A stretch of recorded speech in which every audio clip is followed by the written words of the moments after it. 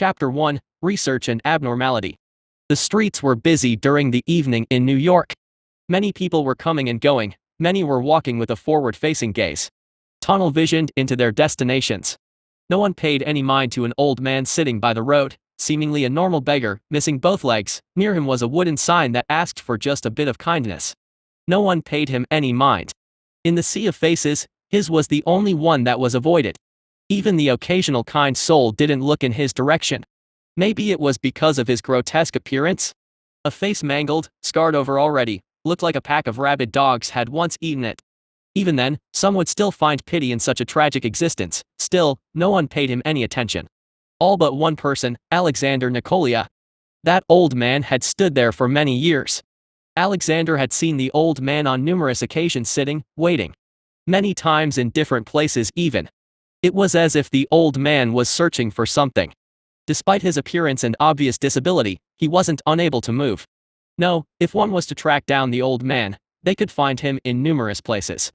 On numerous continents, dozens of countries all around the world. But how could such a thing make sense? How could something like this even be possible? Well, Alexander tried to tell all of his friends about it. All of the people that he knew just looked at him weirdly, asking him, "What old man are you even talking about?" Or saying things like, "Has all of that reading finally turned you insane?" In truth, Alexander had somewhat considered the second a few times. Maybe his mind was playing tricks on him. But that also simply didn't make any sense at all. Sure, Alexander was not a bright-eyed young man, but he was no old decrepit man either. He was merely 49 years old currently. If any one of his friends were to describe him, they would all call him adventurous and curious, a great conversationalist and an amazing sommelier. A black-haired man with a trimmed beard and green eyes, always clean-cut and presentable, most of the time wearing formal clothing. His muscles were well-defined and his face was what one would consider conventionally handsome. A man that had seen many walks of life and one with a name that sent waves through quite a few fields. Especially his main field of study, archaeology. He was known to be the man to have discovered an even older civilization than that of the Sumerians. He unearthed something in the place where one would least expect to find anything, but also in the place where such a civilization could be expected to have existed. The deserts of Egypt, and it was because of the discovery of that civilization that his name had become renowned worldwide in the field of archaeology. He was the one to discover the civilization that preceded the ancient Egyptians. After a few years of research, he also managed to reverse engineer the language that the ancient civilization used. He had found great help in the form of Jean-François Champlion's research into the decipherment of ancient Egyptian scripts. The languages were different, but he had managed to find some similarities between them. And from those slight similarities, he managed to unravel an entirely new language. If anyone else was to describe it, then it would be simply called the work of a genius. So, how could such a genius have simply gone insane like this? Alexander could feel the paranoia creeping in with each day that passed. Each time he tried to point his acquaintances in the direction he had clearly seen the old man was never there. Seemingly a figment of his overacting imagination. But he knew that the old man was real. The old man had only started appearing after he had unraveled that civilization. Rather, that was when Alexander took notice of him. With all of his curiosity, an unnerving feeling still prevented him from approaching the old beggar. Each time he took a step toward the old man, he could feel his bones shaking as his back filled with cold sweat. That was when he stopped and turned around usually. But this night things were different. Why? Well, it all had to do with his last excursion to the site of the ancient civilization that he had found. More and more relics were being discovered by the teams he was leading. Being the only person with a perfect grasp of that language, he was called to the scene to investigate a few new relics and to help decipher a few tablets. Amongst those antiques, dusted and destroyed by time, Alexander's eyes caught something that made him curious. A very large and thick stone tablet about as tall as he was, and he was exactly 1.95 meters. A portrait, or rather, the ancient version of one, a stone engraving depicting a very familiar figure. An old man with a long white beard, 2 missing legs, hands hidden by clothing, face mangled beyond the limits of brutality. Alexander could only gulp as he looked down at the text underneath that depiction. He could make out the words rather quickly, having already spent years deciphering texts of that nature. Always be wary of the wanderer. He doesn't repay kindness with kindness. Alexander could only gulp, He called one of his many students there to confirm that he wasn't truly delirious. The student was a bit confused at why his teacher was so stressed out about that stone engraving, but he did confirm being able to see it. Even managed to explain to his teacher the circumstances in which they had found it. It was simply sitting up straight in the middle of the desert. We assume that the recent sandstorms uncovered it, otherwise it's hard to believe that this was missed completely until now. The student seemed to ponder for a moment. Then he also saw the text that his teacher had already translated. How interesting. Such an ancient civilization had its own version of folklore. The wanderer must be some kind of boogeyman for them, maybe a tale they used to tell to their children, to make them a bit more distrustful of strangers. The student did give an extremely great explanation with the evidence provided. After all, Alexander's students were all geniuses in their own right. But Alexander just nodded a bit. Thank you, I just wanted a bit of confirmation. He knew better. This was no child's tale. And now, there stood Alexander, face to face with the old man that had haunted him for so many years. The wanderer. He gazed down, he powered through the unnerving feeling seeping into his bones. His curiosity had finally been able to overcome whatever that feeling was. As Alexander had expected, the old man did finally notice his presence, looking up at his face with a pair of cold and dead black eyes. Spare a coin for an unfortunate one? That was all that the old man said. Alexander looked down at the enigma in front of him, only one question on his tongue. What are you? Alexander simply tilted his head when asking that question, not averting his gaze or blinking even once, afraid that the old man was just going to disappear on him again. Spare a coin for an unfortunate one?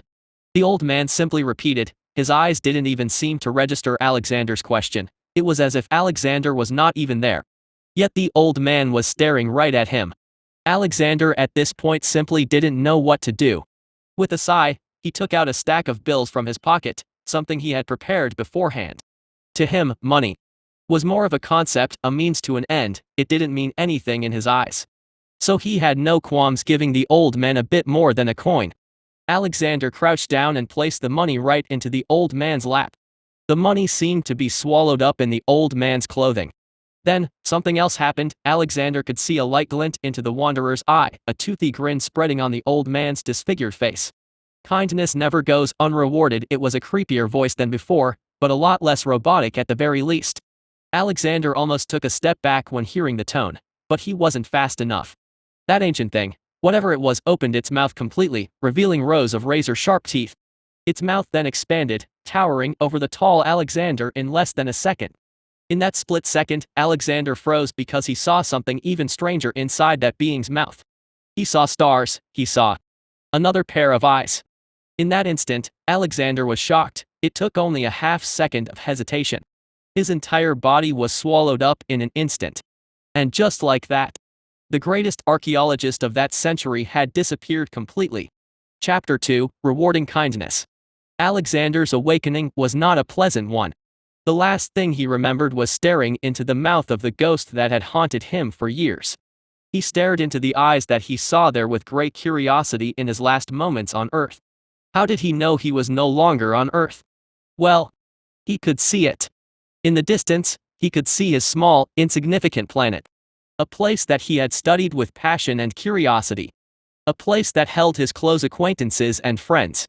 Truth be told, Alexander did have quite a few friendships, but most of them were extremely superficial.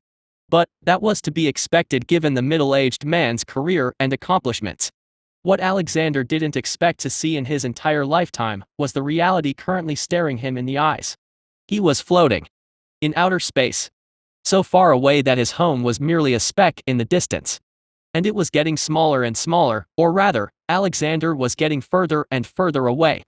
He felt as if his very soul was being rapidly pulled toward some other place. Before he knew it, he was in front of a strange amalgamation of eyes and tentacles. Earth, that small imperfect sphere, was no longer anywhere to be seen. A toothy mouth appeared inside the tentacles and eyes, wriggling around in a strange manner. Alexander couldn't find any words for what he was seeing, but he also couldn't quite bring himself to find the thing in front of him disgusting. It was strange. He was staring the unknown straight into the eyes. There was no genuine fear to be found in Alexander's eyes, something that seemed to surprise the strange being. A human. After so many eons. The being spoke, its very voice shook Alexander's soul. But once again, Alexander couldn't bring himself to feel any fear and disgust. All he felt was his burning curiosity, much like the being in front of him now started feeling the same. Kindness. Such a strange concept. The being spoke again, not bothering to wait for a reply. Yet you are the second person to ever come here, to ever receive a reward for his kindness. Alexander now raised a brow. But there were more in the past, weren't there? I am sure other humans have passed through this place at some point. Otherwise, there wouldn't have been any depictions of the Wanderer in that civilization. The being listened to Alexander's voice as it closed its eyes. Some may have reached this place, but none deserving of a reward. The being moved one of its limbs as it turned massive. It seemed to pull apart space, showing him a strange sight. Dozens of people, wearing the same types of tribal clothing that Alexander had seen in the depictions of the civilization he found, were all being tortured by different human means. All but one, who seemed to be having an eternal feast, surrounded by beautiful faceless women from all sides. The one in eternal bliss was the first human to reach this place. He wasn't worthy of a proper reward, but he was also not guilty of anything, having fed my agent in your world a warm meal with a smile on his face. His character wasn't strong enough, so I simply gave him what you are seeing. It is a simple reward, barebones. Maybe it would have been a punishment to some. But he had given some kindness to the Wanderer, so he was not to be punished. What about the rest? Alexander asked as he looked at the tribal people being tortured. Many of them seemed to beg for death, their bodies and mind endlessly regenerated to keep the pain fresh. I have glimpsed into your past. You are more than intelligent enough to guess what they have done to be deserving of this. Alexander simply gulped a bit. A picture of what had happened was already painted inside of his mind. The first man found it in himself to give his kindness to the Wanderer, and he received a treatment similar to his, which was likely seen by others. The Wanderer was most likely hunted down. Each hit it received, it devoured someone else, until the tribal civilization gave up on the hunt, realizing that they were only losing able-bodied men for no reason. The men, however, were never to be forgiven. For they had given the Wanderer the opposite of kindness. The Wanderer became unnoticeable to most from that point on. Alexander still couldn't understand how or why. Indeed, you seem to have understood the situation. I am essentially the god your people used to worship. I am still being worshipped, though under different forms. Now, what do you wish? The being spoke again, this time its tentacles wriggling a bit as they reached out towards Alexander. The researcher didn't do anything to try and dodge them. He knew that he was safe after all. Apologies, that was a silly question on my part. I know what you want. The god in front of Alexander spoke again, its tentacles wrapping around Alexander. It wasn't a vice grip like one would expect, rather it was more of a gentle hold. A man like you would only be satisfied if he were to be sent into a world filled with secrets. Secrets to unravel. But you will also need the strength to protect yourself. The god spoke as a smile spread on its face. Thankfully, I have the perfect body to send you into. A candidate better than any other. A human that considered himself God, but was nothing more than an insignificant speck of dust despite his power. A person with no pull, no influence on the world at large. Despite the fact that he could be as strong as the strongest in that world. Alexander's eyes widened as he seemed to find something strangely familiar about the man that the being was describing. Is my current body not good enough? Alexander asked as he looked down at his own body. He had spent many hours working out, trying to sculpt and strengthen his body to withstand the harsh deserts he was traveling to so frequently. He was relatively powerful by human standards. Unfortunately, your current body is far from enough to survive even a day in the world I am sending you. Alexander sweated a bit. He felt a bit insulted, but who was he to argue with a god? The ancient being as old as time itself was surely better qualified to judge such things. I understand. Any other advice you might be able to give me? Alexander asked. He realized that the god wanted him to find out his reward on his own, so he didn't inquire about specifics. After all, if he was to be told specific things, he would have been told some things already. Nothing more. You will have the memories of that person, but I doubt someone like you can be influenced by the personality of a fool. Enjoy your new life, kind soul. The god then released Alexander. Alexander could feel another pull. This time his soul was actually pulled out of his body. He could see his body left behind, being once again grabbed by the god that was getting farther and farther away. As soon as Alexander disappeared, the god smiled once again. Its twisted mouth and jagged teeth shined in the infinite blackness of space. To think such a human would exist. A genius like him would have thrived despite the circumstances I sent him under, but a kind soul deserves a hefty reward. The god then looked at the first human it had ever technically rewarded. Although it didn't consider what that man was given a reward. A man of his intelligence wouldn't be pleased by some mere carnal pleasures. I look forward to his journey. The god then seemed to blend into space as all its eyes closed. Chapter 3, Rude Awakening, or Awakening as a Rude Pompous Prick. The next time Alexander opened his eyes, everything was already different. The dark void around him was replaced with light, and his desolate surroundings of his were now also replaced with a grand hall. Alexander didn't know what to quite make of the situation. The thing that he had met was certainly a god. On one hand, it opened up so many possibilities, but on the other, it also created a lot more mysteries. Were all ancient gods in different mythologies some type of divine beings? Alexander pondered on that for a second. The being he had met didn't hint at there being more gods. It had simply stated that it was the god, the one that people had always been worshipping, though under different names. So, now Alexander had the answer to the god question. God was real, but he certainly didn't care much about humanity. He wasn't some loving father figure at all. The god he had met was a cynical being. It had sent only one messenger to Earth, and it had only ever given a reward to 2 human beings. Alexander did consider the first human to have reached the god as rewarded. It was an eternity of bliss, after all, something that humans dreamed of when thinking of heaven and whatnot. The rest of the humans were being mercilessly tortured in there, for the rest of eternity, eerily similar to how hell was depicted in many of the books he had read. Alexander wasn't daft enough to think that those were the actions of a loving god. Still, he had been the one to receive the favor of that all-knowing god. Maybe it was finally time to look into it a bit more. Taking in his surroundings a bit better, Alexander noticed that he was on a throne, for some reason. A throne of gold. As his eyes adjusted, he noticed that he was surrounded by gold, in a large hall. Golden pillars, golden carpet, it was as if the previous owner of the body was obsessed with gold. Alexander blinked a few times as he finally looked down. It wasn't hard to tell that he was shirtless. He was quick to notice how pale he now was. By all accounts he had always been white, but due to his numerous expeditions, he had always been more on the tan side. Now he was as white as could be. The only good thing was that he could see that his muscles were well defined, at least to an acceptable extent. There were golden bracers on both his hands and ankles, as well as golden rings on both of his big toes. It all made him look like some rich baron. The next thing he noticed was his clothing. He only wore a pair of baggy pants with a wavy pattern along with a blue piece of fabric that only covered his behind, looking similar to a skirt piece.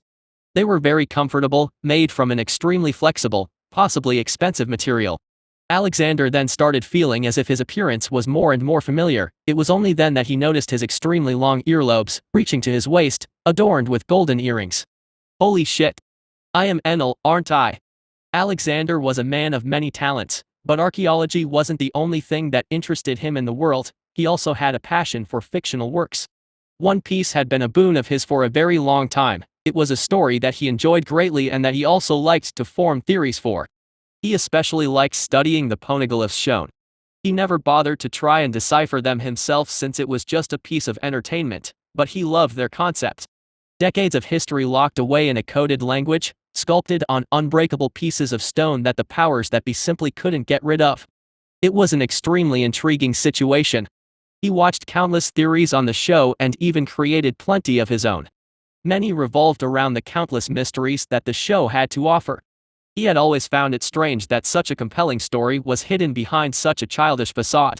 Well, the show wasn't all that childish when thinking more about it. It featured a lot of extremely heavy themes and it did have plenty of depictions of violence. He slowly got up from his throne as he remembered another aspect about Enel that he had somewhat forgotten. Enel was tall. Standing at a whopping 2.7 meters tall, only a bit shorter than the admirals. Alexander did some stretches with his new body. He quickly noticed the ornamental circle with 4 wooden drums attached. Alexander found them similar to the legend of the god Raijin, extremely fitting for the power he now possessed. He then reached out to the side of the throne as if it was muscle memory, grabbing a golden staff that was just as tall as he was. How peculiar! Alexander spoke out once more. Then it happened. He quickly grasped at his head as he felt a searing pain cover it instantly. His mind was assaulted by a lifetime of memories, Enel's memories. Alexander quickly got over the pain though, he was no stranger to heat strokes, so this much only surprised him momentarily. In the next few minutes, he instantly gained an understanding of where exactly he was, and where exactly he was within the timeline of the story. He also gained an understanding of something else. His powers. Having a Logia devil fruit did give one a certain sense of superiority over others, but Alexander wasn't just a nobody. He knew very well that there were plenty of people capable of getting around his defenses. But Enel had no such foresight. He simply considered himself a god because he had gotten his hands on a fruit that the world considered to be one of the few invincible ones. It was on the same level as that of Whitebeard, the strongest man alive. But power needed to be trained, otherwise, it was just like having a dull giant blade. Extremely useful against wooden tools and smaller weapons, but otherwise useless against other giant blades. Then there was Mantra Enel's saving grace. Observation Haki was certainly developed to see over a large distance. Even now Alexander was able to sense all of Skypia, due to the devil fruit's powers. Enel was even able to listen in on conversations within the range of his Haki. The observation Haki was even trained to the point where it could see slightly into the future. But it wasn't perfect, nowhere on the level of Katekuri, who was able to see perfectly 10 seconds into the future. Besides that, from Enel's memories, now Alexander could tell that he was relatively close to the Straw Hats arriving on the Sky Island.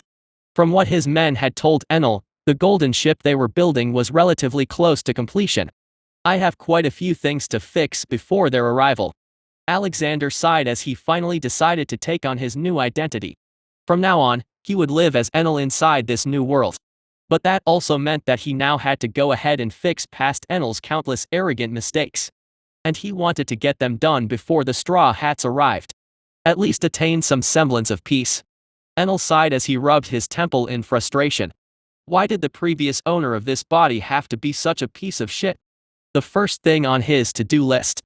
Somehow solve the conflicts within the Sky Islands as well as lessening the fear of the people. Enel knew that it was impossible to get the trust of the people back. The past him had basically been a tyrant that simply instilled fear into them for almost 8 years already. Enel still believed that there was a relatively easy fix for the entire situation. Put someone that people could trust in charge of the Sky Islands. Someone that was also likely to actually want to put an end to the war that had already been waging for 400 years. And Enel just happened to know exactly who the most qualified individual was. Enel sighed as he started making his way outside of his temple. It was time to visit an old man that lived somewhere off on the Skypia. Chapter 4, Gan Fall's Confusion and Truth. Enel didn't need to spend much time finding the old man, Gan Fall. It was surprisingly easy to know where everyone was using observation Haki. Sure, there were ways people could hide from it, but Gan Fall wasn't able to hide properly. If the past Enel saw him as anything other than insignificant, then he would have been killed already. Enel could only sigh once more when thinking of the mess that was his current reputation. Fixing it wasn't going to be easy. Well, there was always the option of simply moving away from Skypia. But Enel didn't want to do something that boorish. The past Enel had originally been from Skypia after all, and he had mistreated everyone inside it without any hesitation the second he gained the power that allowed him to consider himself a god. His priests weren't all that much better. The vast majority of the people on Skypia completely despised both Enel and all of his actions though. They always kept up the charade of calling him a god because they realized that he was always listening in to them. Enel knew that the situation looked somewhat difficult to turn around, but he also didn't care about building his reputation back up.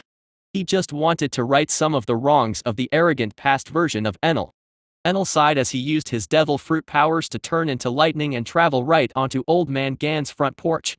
Enel felt a bit odd for a split second. He had used that power so casually, but it had technically been the first time he had ever used it. Maybe it was due to the memories, but every action he did using his devil fruit seemed to be natural, instinctual even. So, there Enel was, right in front of Gan Fall's door.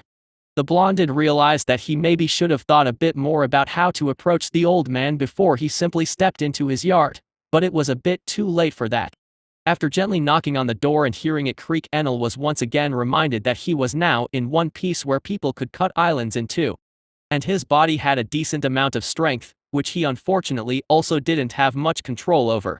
The door opened, and an old man of average height with long white hair, a mustache, and a beard was holding the door handle. He wore medieval armor, reminiscent of that of knights. The old man's eyes widened when he saw who stood in front of him, cold sweat filling his back. He was afraid, maybe, but he wasn't going to just keel over and let himself be killed. He started reaching for his weapon with his hand hidden behind the door. He tried to put on a brave face, but he knew he didn't stand many chances in front of the young god. He had somewhat feared that this day would come, that Enel would eventually come for his life. But he had hoped to have more time. Greetings.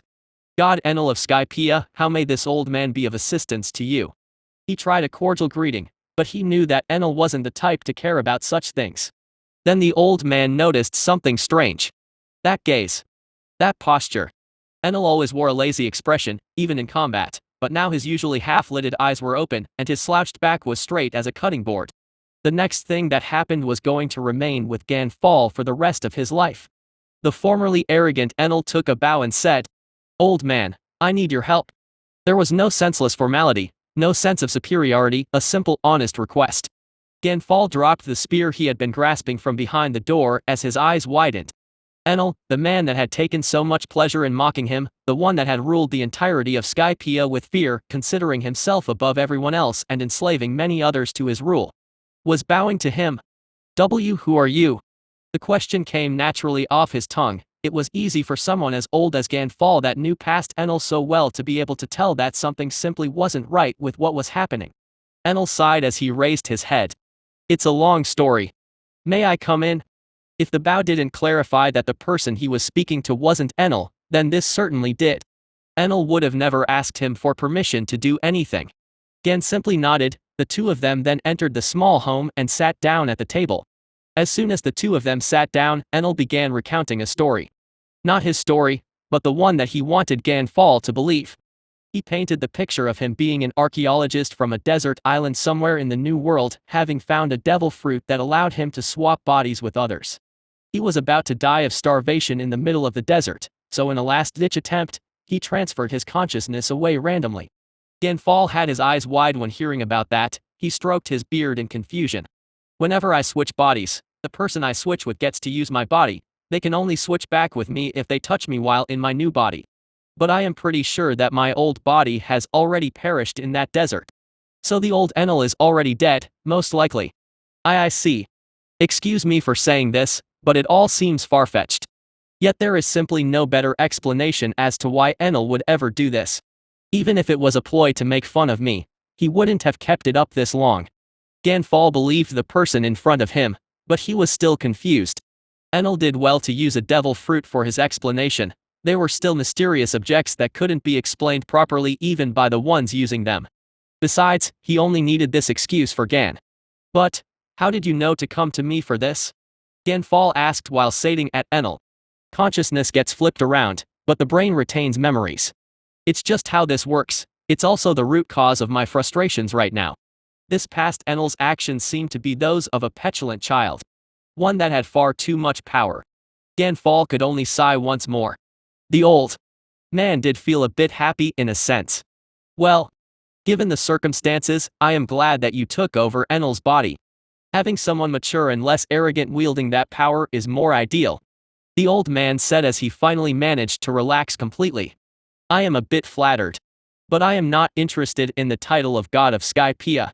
I am an archaeologist at heart, a person striving to uncover all of the secrets of the world. I cannot rule a country while not being there for long periods," Enel said as he finally got around to the reason he had reached out to Gan Fall in the first place. Gan Fall blinked a few times, then he smiled once more. "I guess it's time for these old bones to come out of retirement, huh? Sorry for putting this over your head.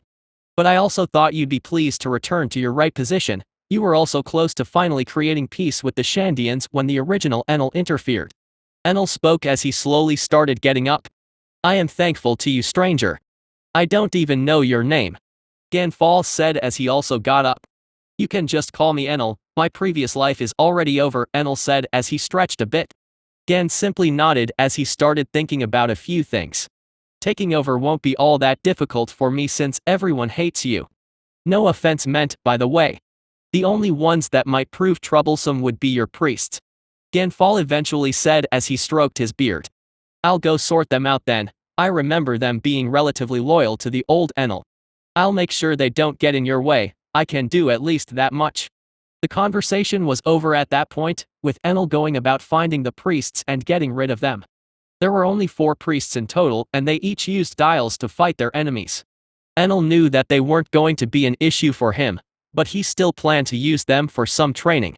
Chapter 5, God Army, Priests and Control. Enel sat down in his room. He looked at the table full of food in front of him and then at the women that stood around the table. He stood there for a minute or two, before telling the women to simply leave the room. They seemed scared at first, but still left nonetheless. Enel then called the 4 priests to his room, making sure to tell them to all arrive at the same time. He wanted to eliminate them but didn't want to do it while they were separate. That would mean their chances of putting up much of a fight were much lower. Right now, Enel had yet to completely get used to his new body, so it was a great time to practice his powers on some live targets. Enel manipulated lightning through his fingers, making it dance around his palm and twirl around his hand. Controlling his devil fruit felt oddly natural. He wasn't even sure if that was a trait of devil fruits in general, or just Enel's memories sparking up. The newly transferred Otherworlder continued to get used to his devil fruit until controlling it felt even more natural. After a few more minutes of controlling and producing lightning, the 4 priests walked in. All of them looked exactly as Enel remembered them: Sadari, the red-haired man with a ball-shaped body; a bald and muscular man of average height, a large sword strapped to his back; Shura, the aviator-looking priest with a pointed mustache and a lance on his back; and lastly, Jetatsu, a tall dark-skinned man with an extremely strange hairstyle. Enel could remember them both from his past life and the memories of the old Enel. Glad all of you were able to come here on such short notice. Enel spoke out with a leisurely smile. His attitude seemed to get a few raised brows. The priests weren't used to Enel ever being polite after all. We thank you for your grace, God Enel. If I may dare inquire, what do you need from us at this moment? Was the first one to speak out. Being the strongest of the 4, he was also the most confident. Well, it's simple really. I just need you to disappear. Enel said. All of the priests widened their eyes. In the next second, Enel was already in between all of them. Do your best to fight. I wish to see the strength of my priests after all. Enel used his staff to first strike Jetatsu, who went flying through the wall of their room with a strange shriek. What is the meaning of this, God Enel? Did we do something to displease you? Was quick to ask, but he also unsheathed his blade at the same instant, not being one to just roll over and die. A part of him hoped that this would just be one of their god's tests to see if his priests were really up to par. But the reality was a bit less merciful. Maybe a bit, Enel said as he tilted his head. He thrust his staff forwards, this time towards Sadari, who in turn brought both of his hands up in hopes of blocking the strike. Enel simply smiled when seeing that. With a bit of electricity flowing through, his staff quickly turned into a trident. Sadari didn't even have time to think as his ball-shaped body was skewered through its midsection and impaled on Enel's trident. I believe people in power should always take responsibility for what happens to those underneath them, Enel said as he swung his arm, flinging Sadari's body into Shura, who was still flabbergasted, to the side. Gee God! Shura grunted as his fellow priest's body to the side. He quickly took out his lance, preparing to do his best to defend himself. None of you ever showed any care towards those beneath you. That behavior isn't one fit for a leader, Enel said as he sighed a bit. He knew that it was useless to talk to them in that manner, even somewhat ironic coming from someone like him. But he was no longer the old Enel, and he wasn't exactly used to killing others. He was doing his best to distract himself while also justifying his killings with the fact that they deserved to die. In truth, he also felt weirdly nonchalant about killing them. Sure, he had made up his mind about it beforehand, but he didn't know if he could go through with it or not. It was strange he didn't remember being that sadistic and bloodthirsty, but Enel decided to ignore it, for now, not wanting to give it any more thought in the middle of a fight. Reacted this time, taking the moment. Enel stopped his movements for a split second and swinging his long blade towards him. Even though it was from behind him, Enel could still feel it clearly due to his observation haki. But he didn't bother stopping it. His body split in half in that instant. However, it reconnected itself in an instant, making it look like Ohm's blade had passed right through him. The elementalization part of Logia devil fruits had always been an interesting aspect for Enel. Now he actually got to experience it in person. Enel then sighed as he released a surge of electricity. Ohm was instantly paralyzed as he felt the current course through his body. Shura, who was dashing towards Enel, wasn't any better. His lance had attracted some of the electricity and it had also paralyzed him. I didn't want to use my powers too much. But I guess it can't be helped.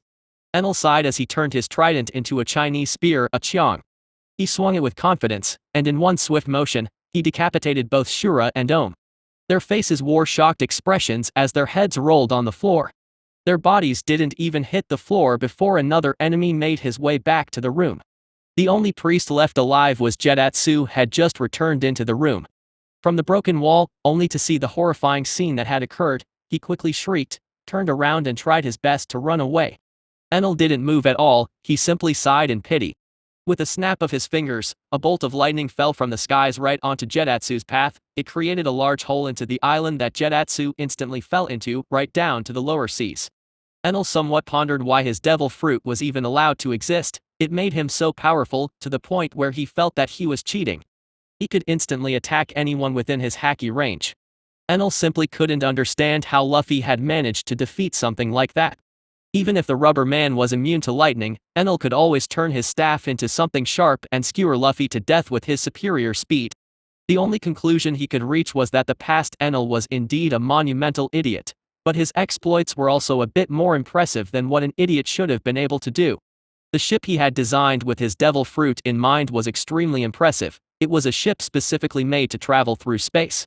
And while the current Enel didn't feel like putting his chances on that and actually going to the moon, he still found the fact that the ship was capable of flight to be impressive. It was certainly not the product of an idiot. So he could only guess that past Enel was simply too blinded by his own power to act accordingly. Regardless, now that his job was over, Enel decided to also inform Gan Fall about that. The old man took the news in stride. He seemed to have already prepared a few things in the little time in between Enel's visits. In the end, it only took one day. One day for Gan Fall to completely gain control of the entirety of Skypia. He also managed to speak to the Shandians and actually come to an agreement with them, helping them retrieve their temple and island on the exact same day. Gan Fall had wanted to end that senseless war for a while now, and thankfully he was able to do so quickly, with Enel's retirement of course. The old man didn't go into specifics about what had happened to Enel, but the people of Shandia, although wary, were more than happy to take back their homeland unobstructed. Gan Fall, using his name and authority, made the rest of the god army instantly obey him. They feared Enel's retribution at first, but after seeing that the few people that accepted were completely fine, they all turned coats in an instant. The police force in Skypia didn't hesitate to listen to Gan Fall for even a second, and the people of Skypia all rejoiced when hearing of Enel's retirement from his rule. Again, no one had any idea what had driven the maniac that had ruled over them with an iron fist to give up and kill his own priests, but there was always that idiom, never look a gift horse in the mouth. So the people didn't ask many questions directly, although many rumors would surface later. And just like that, Skypia was once again under the control of its rightful ruler, Gan Fall. Chapter 6, Calming Down. It only took a few weeks for things to settle down completely. Gan Fall had taken power on the first day, but people were still wary for a while, especially since Enel wasn't defeated or anything. No one actually knew what had happened to Enel. No one knew why he had stepped down from the title of God of Skypia. Sure, no one was publicly seeking the answers from Gan Fall and his newly appointed guards, but people still couldn't help but wonder. Some rumors spread that Enel was somehow sick and he had passed away, taking his priests down with him. Other rumors said that he had finally gone completely mad and killed all of his trusted advisors, then committed suicide. And, by far the most egregious and unbelievable rumor, was that Enel had somehow turned over a new leaf.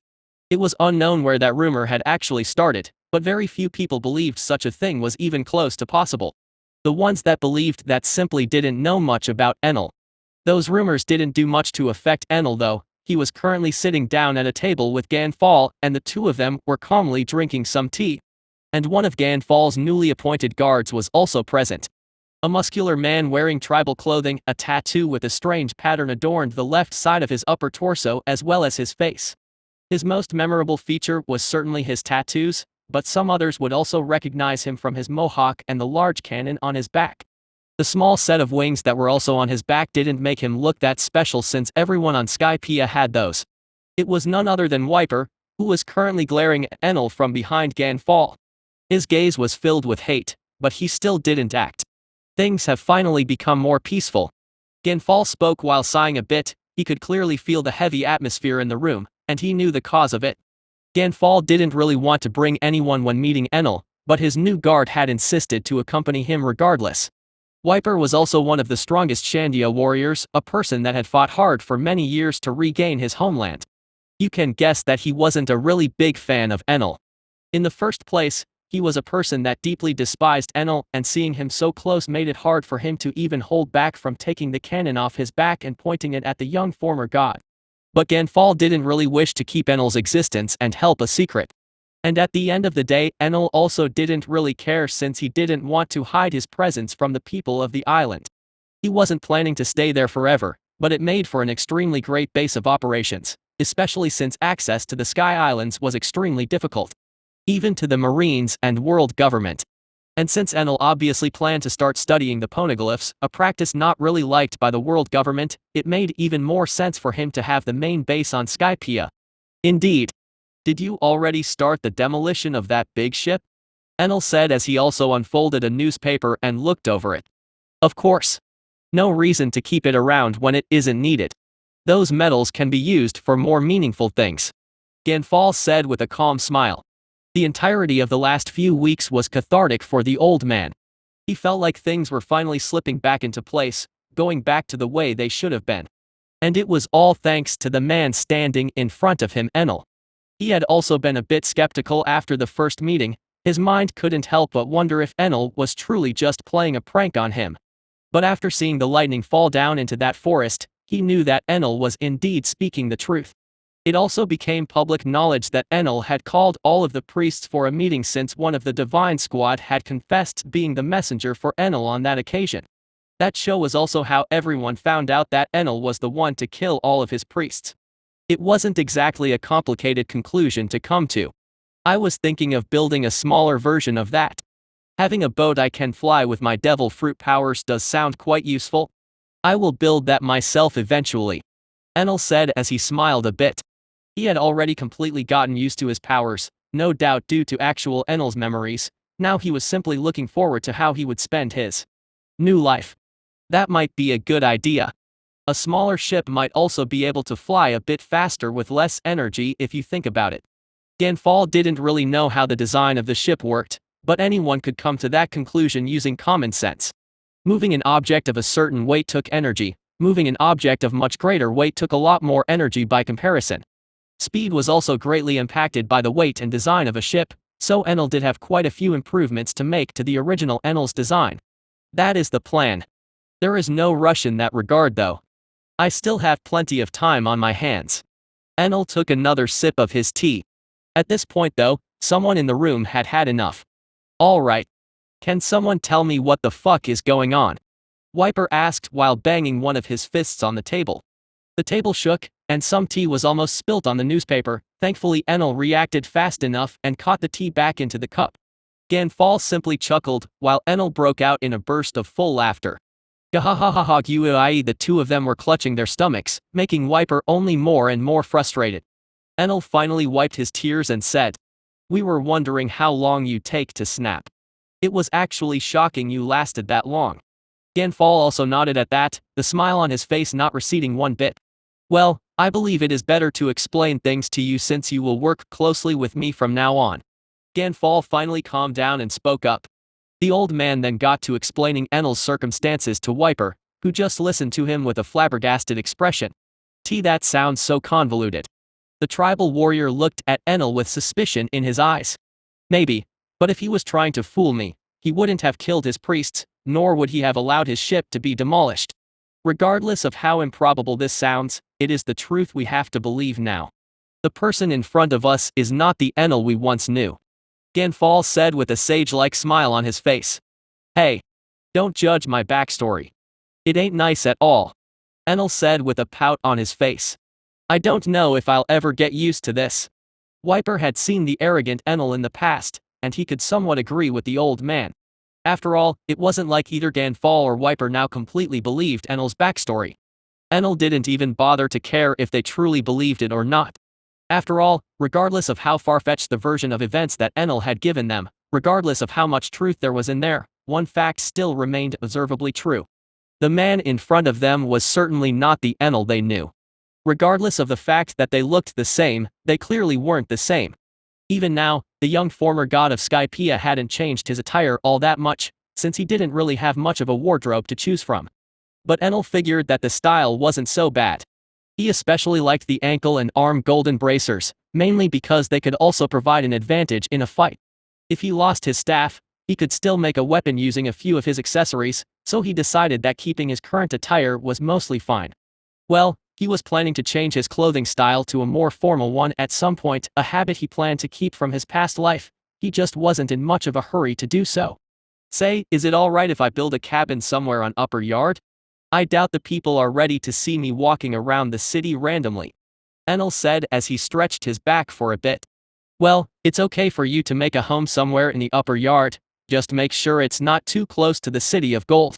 Yeah, the people of Shandia are also not quite prepared to forget about what past Enel has done. Gan Fall was the one to give Enel the okay, but Wiper was the one to remind him of the last part. Enel just nodded. Fair enough. I wasn't planning to make it too close to either city, thankfully. After a while and quite a bit more chatter between the three of them, the conversation died down and Enel excused himself in order to go and build his cabin somewhere in the woods. More specifically, he wanted it to be relatively close to the shark-infested river that he remembered the Straw Hats passing through in the original story. Chapter 7, Training and Goals. Point of view Enel, story will sometimes switch between POVs, but the regular point of view will always be the narrative one. It feels like I'll never get used to this. Seeing an entirely new world around me was a bit disorienting at first. I figured I'd get used to it though. I guess I wasn't entirely right. Seeing people with wings everywhere, being able to sense everything around me perfectly, being able to produce and control lightning. Those aren't things you get used to so easily. But, I decided to just take things in stride and enjoy my new life. I was given all of the tools necessary to live an easy life, but my ambition leads me down the path of learning. And in a world like this, learning isn't looked upon nicely. The government in this world have made their stance very clear on that. To the point where most people don't have any idea of the full history of their own countries. The people of Ohara tried their best to learn the secrets of the world, and they were forced to pay the ultimate price for it. Nico Robin is the only confirmed survivor of Ohara and also the only reason I wish to meet the Straw Hats. I had always found her character to be intriguing. Maybe because we had similar interests? Well, I don't plan to stick around them or anything, but not befriending a group of pirates that will go on to being able to take down Yonkos sound quite stupid to me. I've contemplated what to do in this new life of mine, especially considering that I cannot openly seek out the truth. The thoughts of simply not bothering with anything did cross my mind. But those are the thoughts of a quitter and of someone that can't accomplish anything great. Why should someone like me have to give up on their desire to learn the truth just because the world government doesn't like it?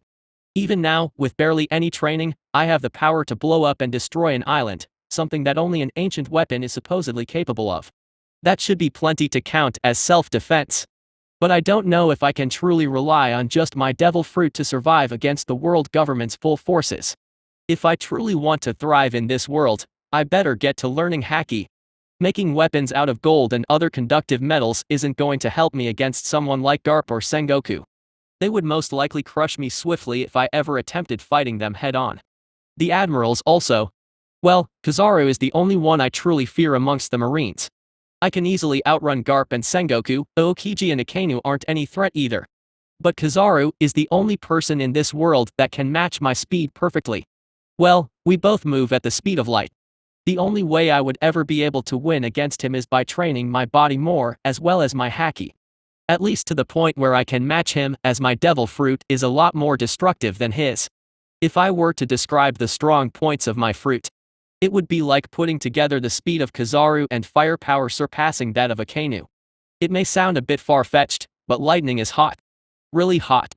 I'm talking 5 times the temperature of the surface of the sun, a whopping 50.000 degrees Fahrenheit, 27,760 Celsius. Magma doesn't have shit on that. It only goes up to 2,700 Fahrenheit, 1,500 Celsius, meaning that I am completely immune to all fire-based attacks. I find it difficult to understand how Enel managed to lose while wielding this much power. I mean, I understand that Luffy is immune to both lightning and high temperatures, but just speed alone would have done the job. The more I think about it, the more I understand why this fruit was titled to be one of the few invincible ones. Too bad it was owned by an actual idiot in the series. I don't plan to rest on my laurels though. Trying to fight strong opponents without armament haki would be annoying, so I do have to learn it eventually. I'll have plenty of time to worry about that after entering the new world though. Right now, I've managed to do quite a few things despite only being in this world for a few short days. I've managed to befriend Gan Fall and Wiper, somehow.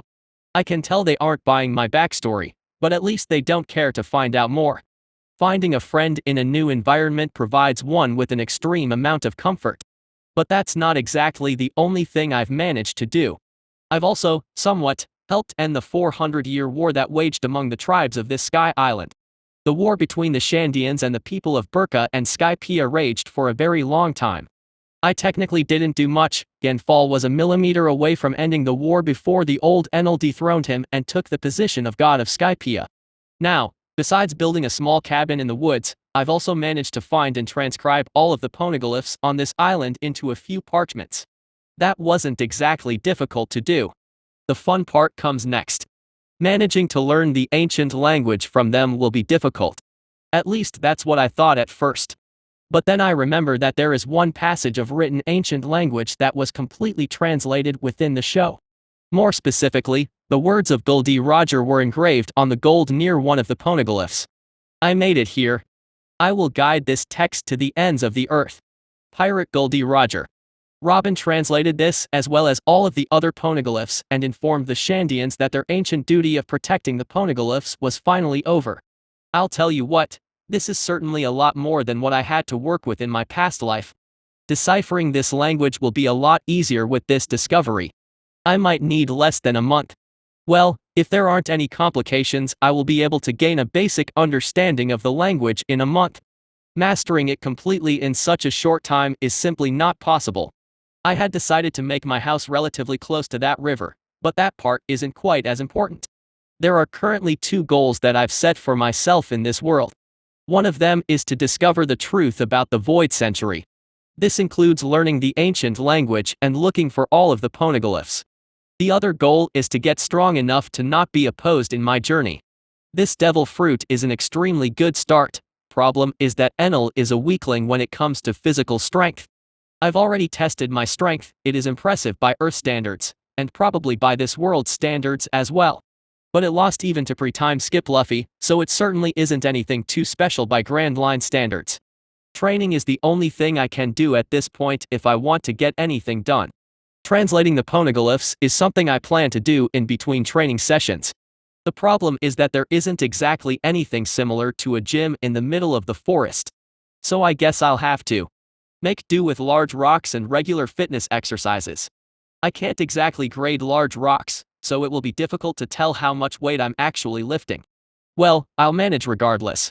This isn't exactly my past world. I noticed quite a few unconventional training methods used in this show. Better get to it. The rest of the Sky Islands are already in good shape anyway, so I don't have any reason to worry about them anymore. I won't even be disturbed since no one knows where I've gone and what I am doing right now. Only Gan Fall and Wiper have some idea of my whereabouts. What exercises should I start with? Chapter 8, Results and Arrival. Point of view Enel. 3 months.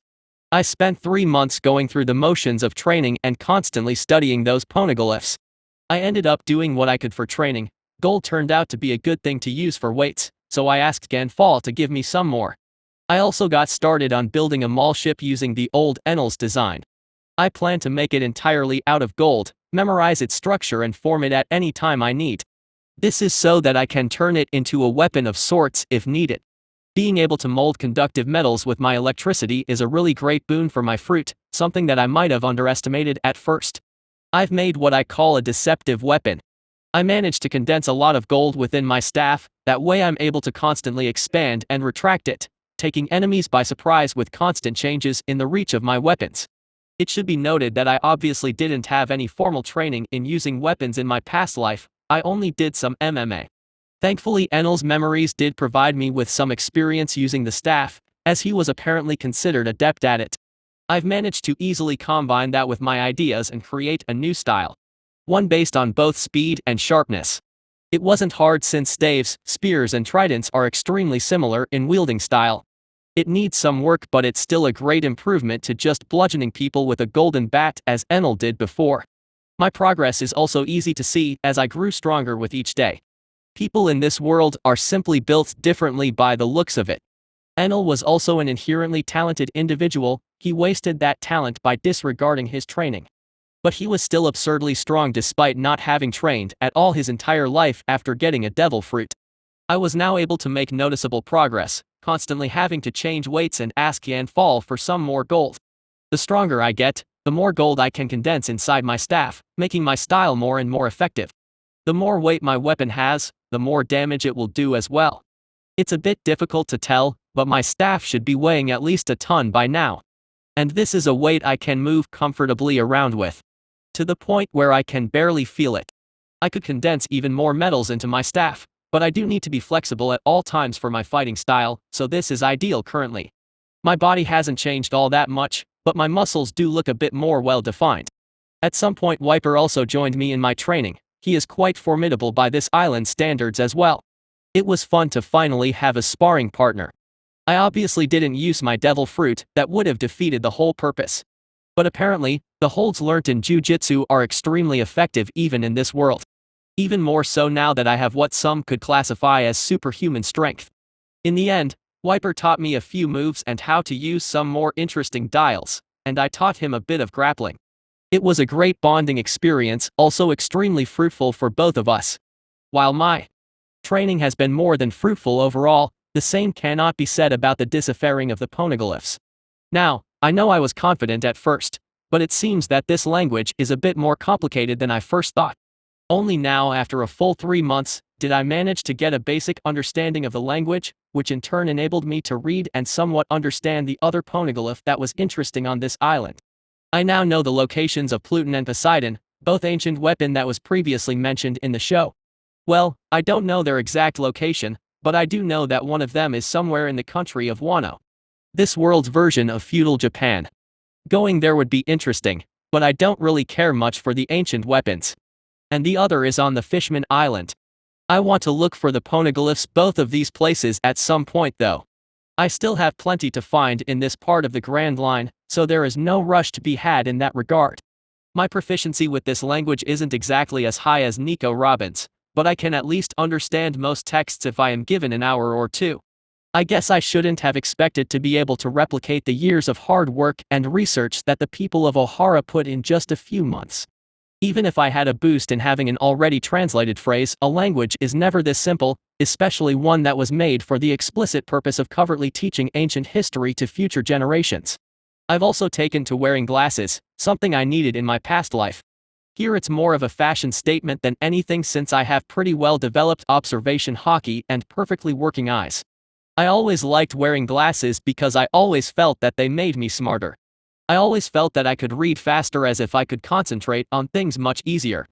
Right now, I've already made a change in my wardrobe. I had to ask Gan Fall for help with that, again. With his help, I now wear a deep blue formal suit with a white shirt, matching pants and shoes. Gan Fall ordered it from one of the tailors within Skypia. It's custom made and it fits me perfectly. The best part is that, although it looks like formal wear, it is made of an extremely elastic fabric that allows me to fight without any hindrance. I still train in my old clothes, but having something I can wear while going out is rather nice. I've always liked looking presentable at all times. Other than that, not much has changed. I still have elongated earlobes, but I've gotten used to them. I even thought of a funny attack, where I basically turn my earrings into axe heads or stingers and headbang until my enemies die. It was fun thinking about it until I realized that it might actually be useful in taking enemies by surprise. Again. Although it is a bit hard to control my earlobes, I can't seem to do it consistently in fact. Now that I think about it. The Rokushiki of the Marines that the CP9 were using allowed one to have complete control over their entire bodies. So learning those techniques might actually benefit me greatly. If I remember correctly, Saimekikken was the stage where one had absolute mastery over their body.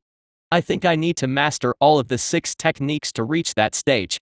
Or at least gain some semblance of mastery over them. Either that or simply master Kami E to perfection. I can't seem to recall, but I will eventually learn all 6 techniques anyway, as they are all great ways to get stronger.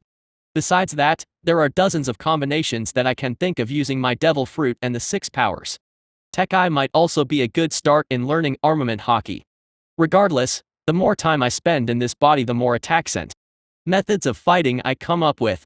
It seems that devil fruits do indeed reward creativity. Ring ring ring. I find this sound to be rather annoying, but the thing making this sound can't be any less interesting. Transponder snails are an odd piece of technology, if you can even call it that. The only people that have my number are Wiper and Gan Fall, so I don't have to guess who would be calling me. Hello there. Elongated earlobes speaking. I picked up the phone. I kind of decided for this to be my opening whenever answering a transponder snail. Figured it's best to have fun with it if I can't change it. Enel, Gan Fall here. I can somehow feel the uncertainty in his voice. I guess some people just can't take jokes all that well. Figured Wiper would have at least laughed a little at that, I said while twirling the cord on my phone. I see. I wanted to give you a warning that a group of pirates are approaching the island through the sea of clouds. Just figured it's better to let you know just in case they aren't a friendly bunch. Upon hearing that, I couldn't help but smile widely. Pirates, huh? They're finally here. Straw Hats. Chapter 9, Straw Hats and Lost Girl. Point of view narration. If one was to describe the situation for the Straw Hats in one word, that would be joyful. Finally managing to reach the Sea of Clouds by riding the knock upstream made them all excited. Although some were still a bit shaken by the experience. Luffy himself had stars in his eyes as he saw the sea his ship was riding on. Zoro, one of the more observant of the group, did notice that he was weakened to some extent. But he decided to keep his mouth shut, for now, hoping it was nothing more than the change in the environment that was affecting him.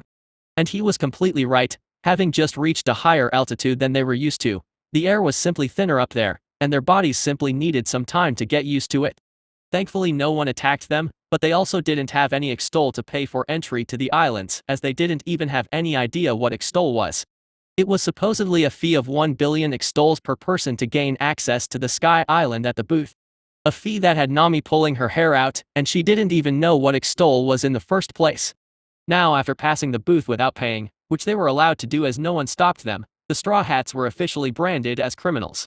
Well, they were already pirates. So what's the difference anyway? They reached the shores of Angel Island, the very first island of Skypia, also the one that held one of the main cities, surrounded by the Angel Beach. It was important to note that most of the Sky Islands were not made out of actual land, they were simply made out of island clouds. The only island that was made of actual land was Upper Yard, which still held the ancient city of gold. What remained of it anyway? While the Straw Hats were getting to know the local population a bit better, someone decided to make a trip into the forests of the Upper Yard. During Enel's reign, the entirety of Upper Yard was completely restricted to all civilians. It was considered holy ground, and it was said that stepping on it warranted a death punishment. Now Upper Yard was back to being populated by the Shandians like it originally was many years ago. Some parts of the forest were still relatively dangerous due to fauna, so children weren't exactly encouraged to go out alone. But one child was a bit different. Wearing her usual fur dress and cap with a pair of sandals as well as having a satchel strapped to her shoulder, she decided to venture out into the forest. It was none other than Asa. Asa was used to these forests for quite some time. She had been going on to Upper Yard even during Enel's rule as god of Skypia. Asa was mainly doing that to collect earth, which people called Verth, on the Sky Islands. It was considered extremely valuable on Skypia. She already knew how to avoid forest animals, she knew which spots were more scenic, so she simply decided to take a stroll, although she did stray a bit further away than she had first intended. Well, maybe it was better to say that she was completely lost. She was simply stuck following a river, as she had lost her way after being chased by some animals. Now, she wasn't exactly the type to admit that she was lost. But none of the sights she was seeing was even close to familiar for her. She was thankful she had remembered to bring her burn blade with her, which was technically just a burn dial on a stick. It at least provided her with some peace of mind, although she barely knew what to do with it. Eventually, she saw it in front of her. A wooden cabin, near the river, in the middle of nowhere. A cheerful smile spread on her face as she hoped she had finally found someone to guide her back to her tribe. The cabin itself wasn't anything special, it didn't even have any windows. It was rather large, even the door was extremely tall for her. It was to the point where she couldn't even reach the door handle. So she was stuck with simply banging on the door with her small fist. Hey! Please help me. Now, she didn't like asking for help from strangers. But she knew that the only people on the island were the Shandians, so she wasn't all that worried about meeting a suspicious stranger. The door opened with a small creak. A large figure was looking down at her with a surprised face. Enel knew that someone was approaching his cabin, he could tell because his observation haki was active at all times. But he had somehow lost track of her at some point, and now she was at his door. So being a bit surprised was normal. Asa was a bit scared of the tall stranger that greeted her at the door. At least that was until he crouched down and gave her a kind smile. Apologies, you've somewhat startled me. I wasn't exactly expecting visitors. What's wrong, little girl? Are you okay? Enel's smile was one of the kindest the little girl had ever seen. He was also dressed really nicely, wearing his deep blue suit as well as a tie. Even the wooden drums that stuck to his back appeared more stylish than they should have. Why, yes, I'm fine. I'm a bit tired and I got lost. Do you know the way back to the Shandia tribe? Asa said with a scared tone. The stranger in front of her didn't look scary anymore, but he was still a bit intimidating. Even when crouched down and trying to be on eye level with her, he was still about twice her height. Of course I can, I was in the middle of something, please come inside. Enel stood back up and started walking inside his cabin, the little girl followed warily. She felt that the person in front of her was familiar, but she couldn't quite put her finger on it. Point of view Enel. How the hell did this girl get lost?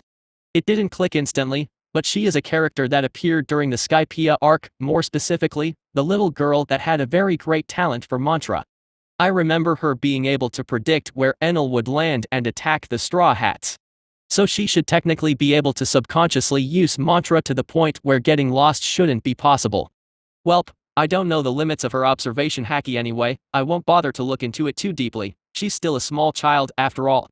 The little girl followed me inside the cabin, she struggled to sit down on one of the chairs, the table was a bit too tall for her though. She was barely able to reach it while standing up straight on the chair. I did make everything in this house to fit someone my size, I feel a bit bad since I didn't really design this house with visitors in mind. With a sigh, I tapped my staff and made a smaller golden chair and table out of it. Sorry about that. This might be a bit better for you. Her eyes widened as she looked at the golden table and chair. I don't know how she doesn't recognize me. I remember her mantra allowing her to read a person's emotion, and I basically have another soul now, so I'm guessing she doesn't think that I am Enel due to our different souls. Either that or she simply never got to run into the old Enel before I took over and has no idea either way. It didn't take me long to squeeze some fruits and make her some juice. She took it with a smile on her face. Now, I wanted to completely avoid the tribesmen these days. But I don't think it would be nice of me to just point her in the general direction of her tribe and tell her to fuck off. Thanks, mister. My name is Asa by the way. Asa said when she received her juice cup. The cup was also made out of gold, as I didn't have any other cutlery to fit her size. Oh, my name is Enel. I started living in these woods a few minus my words were interrupted by her spitting her juice all over my golden table, staff. Gee God Enel. Oh. I may have had a short brain fart there. Well, former god essentially. I did end up giving Gan Fall his position back. I said as I took a seat on one of my regular-sized chairs. What? Why are you still here? She asked as she quickly took out a stick with a strange shell on it. I think this is a burn blade. Wiper did tell me about the different weapons that were made using dials. I live here. I mean, I've been living here after asking Gan Fall for permission. I said while waving my arm around a bit. I can basically see her trembling like a tree branch in the wind. I guess Enel was still considered invincible on this island, invincible and a tyrant. This is annoying, having to deal with the shit that idiot did. The little girl took a few deep breaths, then she looked at me straight in the eye. I tried to give her the best reassuring smile I could, then she suddenly calmed down. I see. So I guess some of the rumors were true after all. She said as she put her burn blade back into her satchel. Rumors. Sorry, I am not sure about those, I haven't been focusing much on what is happening within the rest of the Sky Islands. I said while scratching my head for a bit. Some people started saying that you started feeling bad for your actions and decided to start righting your wrongs. Most people just thought that was a joke. I guess not though. Asa said while looking at the small table in front of her, as well as the spilled juice. The Enel my people told me about would have never helped me like this. He also wouldn't have that much kindness within him. Damn, so this kid is still a psychic. Rumors aren't entirely true anyway. Do you want another cup of juice? I'll take you back home right after. I asked while grabbing a piece of cloth and wiping the small golden table. I could see the girl getting a bit red in embarrassment as she nodded her head and apologized in a quiet voice. Which made me chuckle a bit. Not all young brats are rude apparently. She is surprisingly well brought up even though she is technically part of a tribal society. But I guess it's my fault for trying to judge her based on that alone. Wiper has always been nice to me after all. I should probably take her back to her tribe soon. I'm sure they're looking for her already. Chapter 10, Shandian's Ambition. Cabin. Point of view narration. As Enel and Asa were having a nice conversation and drinking some fruit juice, the Straw Hats made their way towards the city of gold. Why? Well, that's simple. The name made Nami's eyes sparkle with berry signs and the rest were forced to steer their ships towards the upper yard. Not that they had anything against it. Sanju was an actual simp, Zoro didn't care, Luffy found it interesting, Robin wanted to see if she could find some poneglyphs in the ancient city, and Chopper and Usopp were just kinda going along with it. The crew followed along the river in their going merry for a few minutes. The waters around them were somehow shark infested, which managed to scare the shit out of both Chopper and Usopp at the same time. Nami was far too infatuated with the prospect of a city of gold to care about sharks. And Luffy just wanted to eat them for some reason. Luffy stood on his usual spot on the sheephead. He had made that spot his throne. He looked around the island as he was passing by with a large smile. Eventually, their ship was surrounded by tribesmen riding air scooters. All of them were startled and quickly got prepared to fight the Shandian warriors. Why are you trespassing on Shandian territory? The lead figure was a tall, black-haired woman with two large bangs parted to either side of her face on the front, and a long and elaborate ponytail on the back. She has dark green eyes, and her lips are covered with pink lipstick. It was none other than Reiki, a Shandian warrior that had also fought hard to regain her homeland. She had made a small expedition to look for her niece, but then she managed to run into a pirate ship, which led to the current situation. Visitors aren't welcome here. We've just regained our land, we won't allow intruders to just waltz right in. Reiki said as she stood at the forefront of the group she had been leading. Luffy and the rest seemed a bit confused. It eventually led to Luffy just looking up and shouting, "Oi! How are you all flying? That's so cool." Which led to the rest of his crew just face-palming. Nami did end up punching him, and a more sensible person walked up to talk to the tribal warriors. A relatively tall and tanned woman with long black hair going down to her waist. She wore a purple leather jacket leaving a bit of cleavage exposed and a pair of purple jeans that wrapped around her figure nicely, alongside a pair of high heels. Nico Robin took up the stand as she realized that the people in front of her were most likely the tribal warrior that she had heard rumors about on the island. She was one of the few that didn't just fuck around on the Sky Island, she tried her best to look for as much information as possible. "Sorry about our captain, he can be a bit childish at times." She spoke in a clear tone, and her apology managed to calm down the Shandia tribesmen. "It's fine. Although we currently live in peaceful times, the situation at hand makes me especially distrustful of you strangers," Rika said as she swept her hair backwards and glared at the ship. What situation are you talking about?" Nami asked from behind Robin, poking her head out like a scared child. "One of our youngest just went missing. She has been away for a few hours and we haven't been able to track her down at all. I hope you don't take this badly, but we will have to search your vessel, just to make sure," Rika said as she and her group finally landed on the Going Merry. At first, Sanji and Zoro looked at each other. They were the strongest besides Luffy, and they considered fighting the tribal warriors. But after seeing Luffy's in action, they also decided to stay put and see how things played out. "You're looking for a kid? You can look around, I guess. We don't have anything to hide," Zoro said as he sat down on the deck. Luffy didn't react much. He was still stuck staring at the different dials that the warriors were using. "But no touching anything.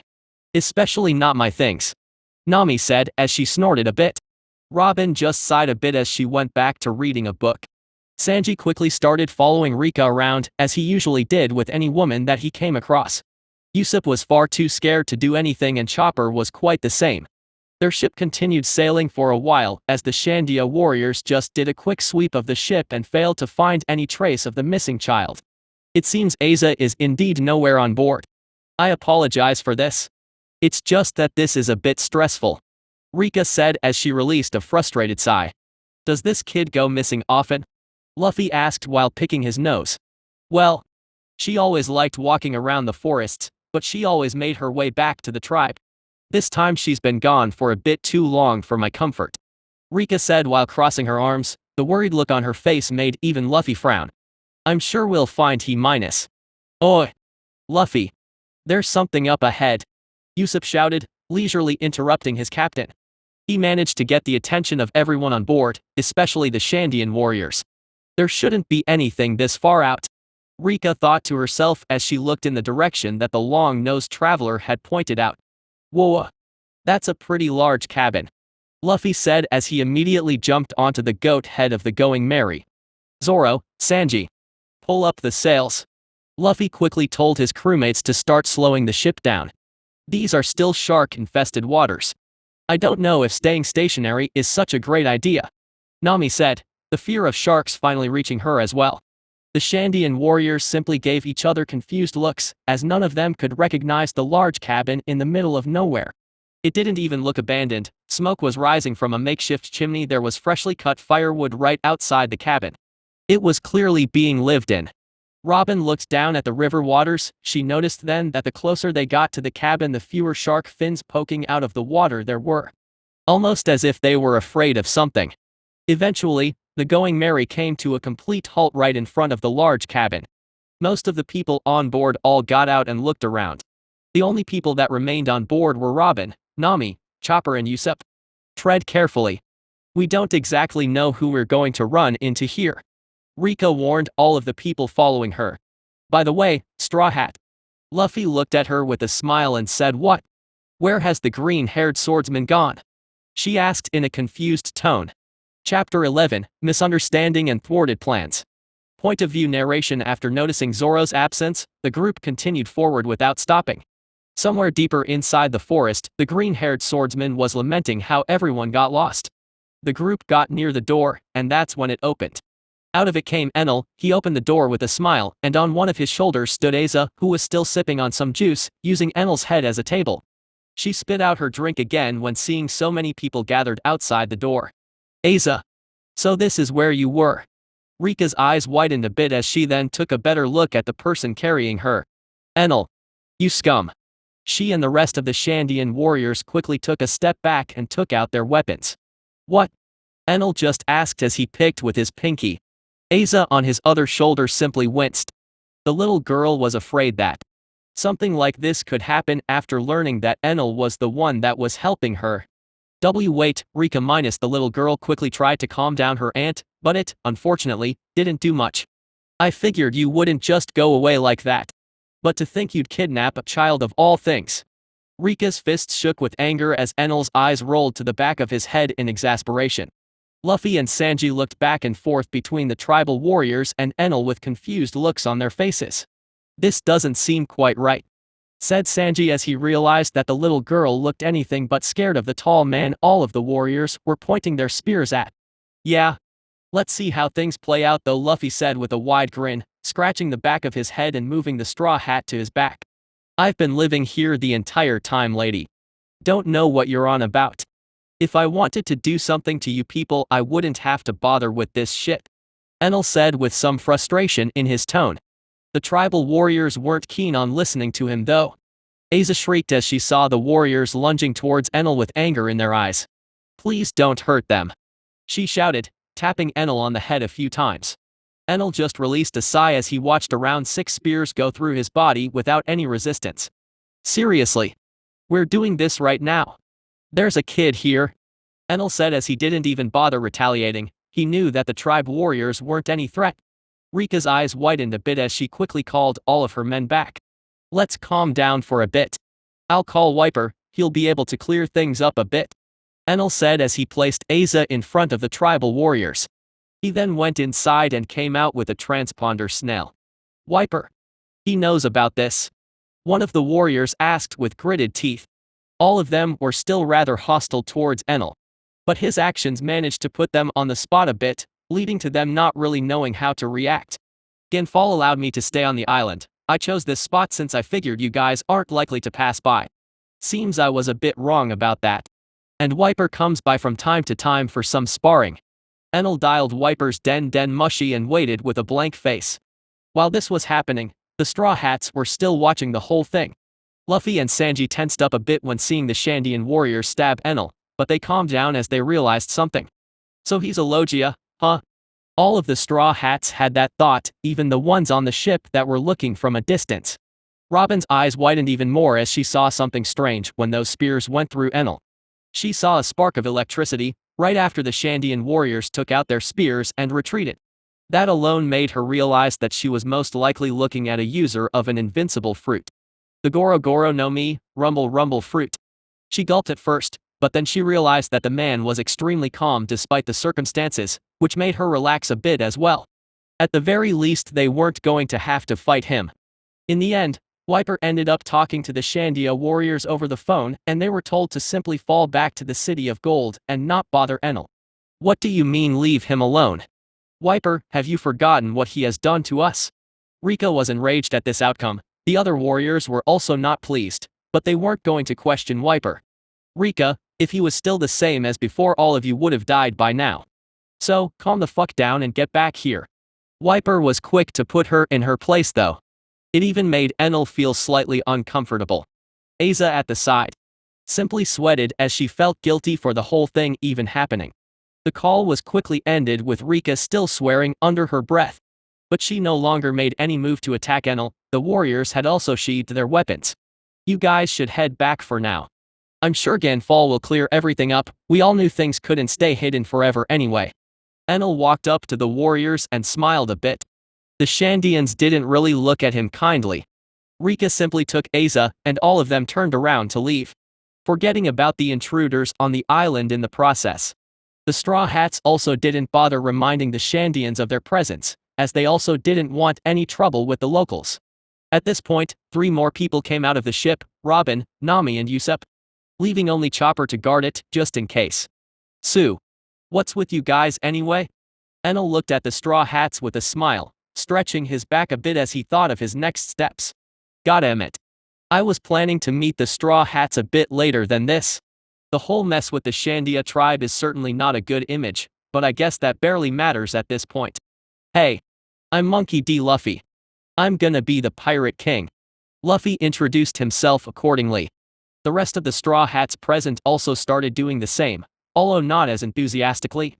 I'm Nami. The navigator, I guess. The orange-haired girl spoke with an odd frown. I am Usopp, a great warrior and the vice captain.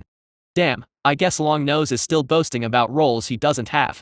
I guess these people aren't any different from the way they were depicted in the show. I'm Sanji.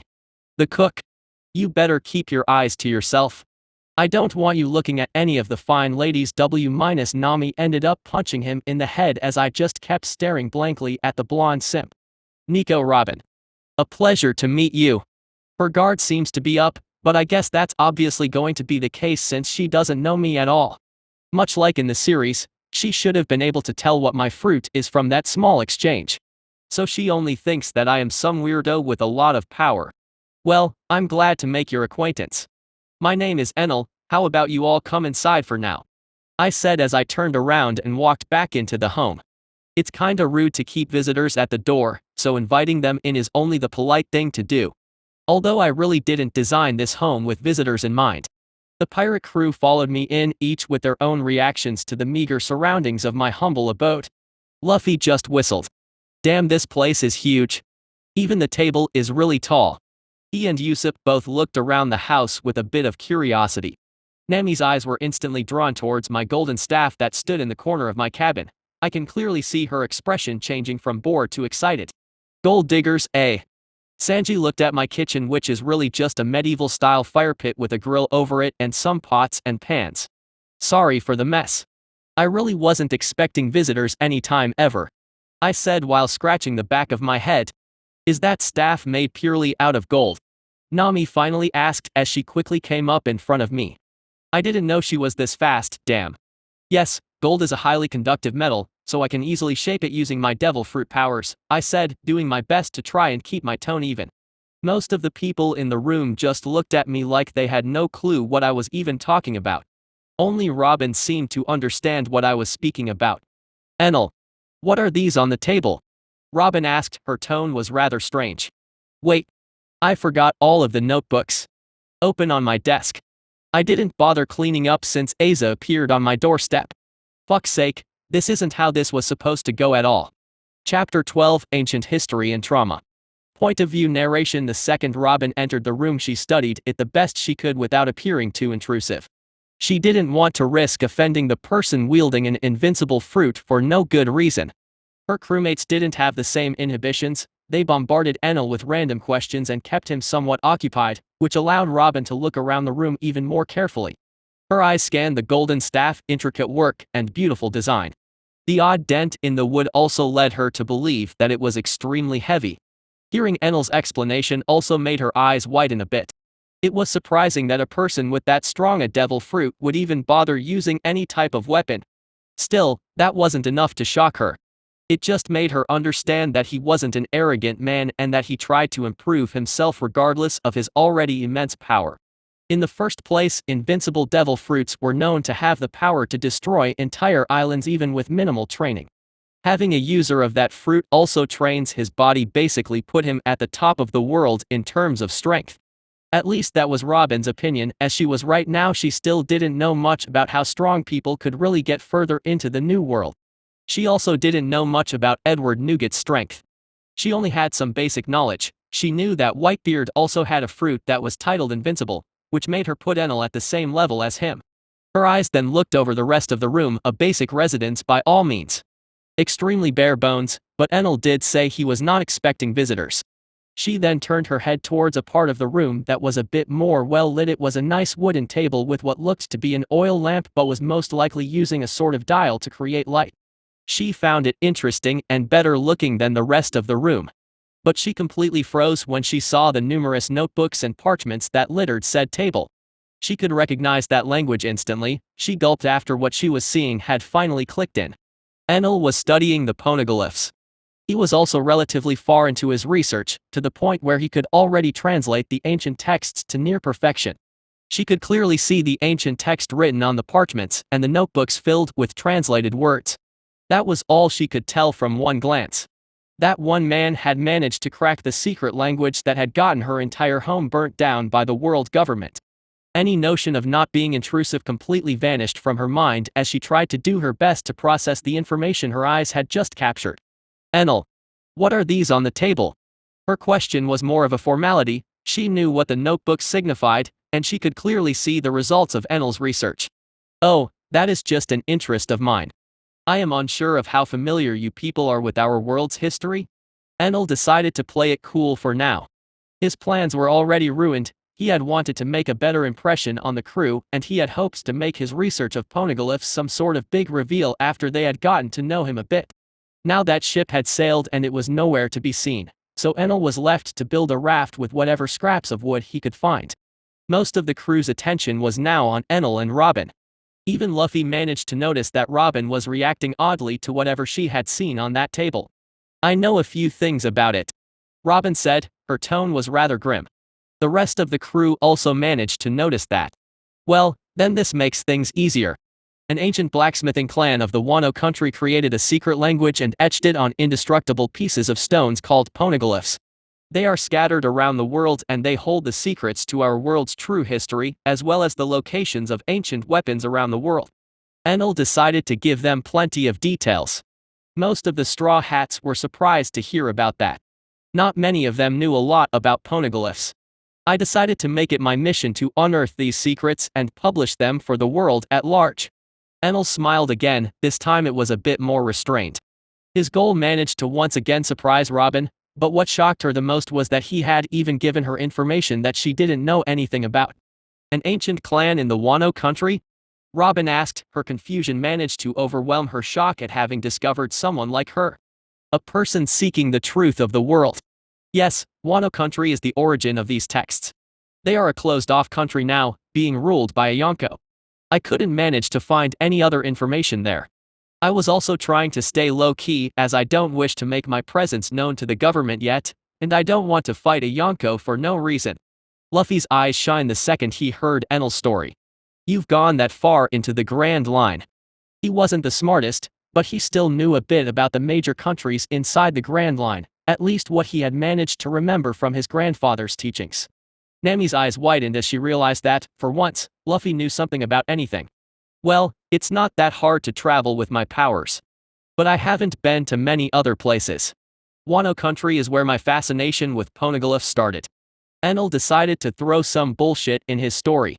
None of the Straw Hats, including Robin, could ever have any information to say otherwise. Not like they had any idea who Enel was. Even the people of the Sky Islands wouldn't be able to refute that, as none of them knew what their former god was doing in his free time. This is dangerous. Do you have any idea Robin was about to start advising Enel to stop his research? Enel was the one to interrupt her this time. Yes, I know. The world government doesn't like people looking into this. But what can they do really? Enel smiled in a calm way. Strength isn't something I lack, and I only fear the possibility of the poneglyphs being lost to time. If the world government wants to turn itself into a wall and block my path, then I will just have to crush that wall and turn it into a stepping stone. Robin's eyes also widened. She felt fear from the mention of the world government, memories of a wrecked homeland appearing in her mind. But there was also something else in there. She found it odd that she felt concerned for someone she barely knew. But in him she saw a kindred spirit, so she couldn't deny that concern was present in her mind. They were extremely alike in their motivations, in their goals. Both had a great amount of curiosity and a desire to learn the truth that the government so badly wanted to remain hidden. But unlike her, the person in front of her was both not known by and not afraid of the world government. That was where the two of them were different. Robin feared the government, especially after witnessing the Buster Call. But the person in front of her possessed the power to blow up an island much faster than a Buster Call ever could. The world government would have to pay an extremely stiff price if they even considered trying to hunt him down. Just with the abilities of his devil fruit alone, he was a figure on a similar level to a Yonko. And that made him untouchable. He knew that as well, and Robin was now also realizing that. Remembering just who the person in front of her was.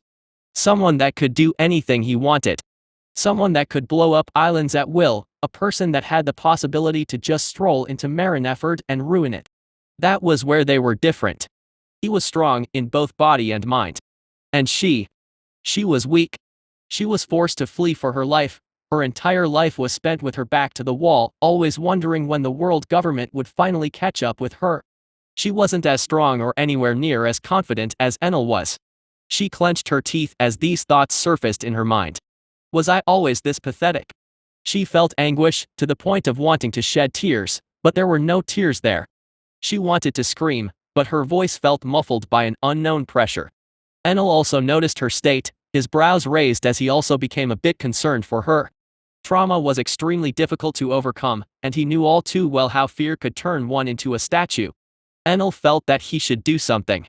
He felt that he should act to try and comfort her. But he also felt that it wasn't his place to do so. Robin stood there, her hands trembling as her eyes were filling with more and more anguish. But then, she felt a pat on her shoulder. Turning around, she could see Luffy with a smile on his face. A person that she owed her life to, yet that didn't want anything from her, besides her friendship. Everyone, Nami, Usopp, even Sanji dropped his usual playfulness when seeing her in that state. They all gathered around her, trying their best to comfort her. She wasn't alone anymore. Maybe she wasn't strong alone. Maybe she wasn't confident enough alone. But she now had others to help her. To support her. To compensate where she was lacking. Anguish turned to happiness, self-doubt turned into confidence. Her tears started flowing, but for different reasons. I wasn't expecting such a strong response. Enel pondered when seeing the scene in front of him. He could tell that the rest of the crew didn't understand a lot of what was happening. But it seemed that his reveal had caused the Straw Hats to become a lot closer than they were before. Well, it more specifically caused Robin to feel more comfortable around them. After seeing that Robin had turned for the better, Luffy's smile widened even more. A group hug ensued, where Robin was squished in the middle and Enel was left standing there awkwardly. Then Luffy looked at Enel. His gaze was not as friendly as before. I appreciate the hospitality. But I really don't appreciate you making my comrade cry. Luffy's anger was plain to see. I didn't say anything bad though. Enel said as he scratched the back of his head. Please don't tell me this world is still trying to make me the villain of this arc. Enel thought as his frustration started to mount. Chapter 13, Unwarranted Conflict and Options. Point of view narration. Luffy and Enel stared at each other for a bit. Luffy's gaze was fierce, Enel's gaze wasn't quite as determined. He looked mostly frustrated really. Things go from bad to worse. Enel didn't think that he said anything bad to Robin. He didn't even consider the possibility of Luffy getting mad at him. Thing is, without much knowledge of Robin's background, the crew couldn't really know which part of Enel's words had triggered such a drastic response from their usually stoic archaeologist. They also couldn't know whether or not he did it on purpose or if it was truly accidental. Luffy. Stop. It's fine. He didn't do anything. Robin ended up calming down and stopping the situation from de-escalating further. Still, I don't like him. Even the people before were acting weird around him. Luffy's suspicions were mounting, and the rest of the crew all thought the same. All besides Robin. I don't care what you guys think of me. You are welcome to leave my home at any time. No one is holding you here. Enel stopped bothering to salvage the situation and basically just told them to leave. He was an old man. He wasn't about to start apologizing for no reason to people half his age. One last piece of advice. Enel pointed his hand in a general direction. It looked as if he was pointing at something in the room, which led some of the Straw Hats to turn their heads, only to stare at a wooden wall. Go straight in that line and you'll find the green-haired swordsman. You will also find the City of Gold. People here don't put much value in gold, so you might be able to get some for free. The door of the cabin then opened up with force, prompting the pirate crew to leave. Luffy and the rest didn't have any objection. Robin did look quite regretful. She seemed to appear rather sorry about what had happened. One last thing for you. Enel appeared in front of Robin just as she was leaving, which scared her quite a bit. The Straw Hats were also shocked as not one of them could even catch Enel's movements. Here. Just so you don't go snooping around the island too much, the natives might not like that. Enel gave her the parchments that contained all of the ancient texts within the Sky Islands. The Straw Hats looked at Enel with some confusion, but also plenty of wariness. Would any one of us be able to react if he attacked us seriously? Was the thought that managed to ring through their minds and even terrify some of them. Robin bowed a bit and thanked Enel. Sorry for inconveniencing you like this. She then walked out alongside the rest of her crew. Enel didn't bother to say anything. Point of view. Enel, in truth, I already know that the bad opinion most of the Straw Hats have formed of me is due to the altercation with the tribal warriors that just happened outside. Maybe Luffy's curiosity at the time allowed him to stroll in here to see who exactly I am. And me stressing Robin out to that extent might have been just putting more fuel to the fire. Trust is hard to earn and easy to lose, and first impressions matter a lot in this world. Hell, Luffy's crew is mostly gathered on first impressions. The captain just sees someone, if he likes their demeanor or looks, he just ends up inviting them to join him.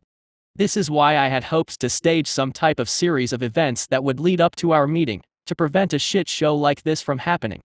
It's also partly my fault since I stopped monitoring the entire Sky Island a while back. If I still had my haki spread around, this could have been avoided. Even worse, the Straw Hats are basically still children, so most of them didn't even fully get what I and Robin were talking about. They just saw that I was making Robin very uncomfortable and got mad at me. It would have been nice to form a friendship with a future Yonko, but I guess that doesn't really matter at this point. A hit and a miss, as some would say. I still need powerful allies though. I am not foolish enough to think that my devil fruit will be able to save my ass against the combined might of the entire world. This will be more akin to a game of chess. One between me and the world government. I plan on being a bit more involved than a king though. Problem is, my side of the board is completely empty. That's why I need to have powerful friends. This failure is disappointing, but I thankfully still have other Options. I'll just have to make sure to get friendly with another Yonko.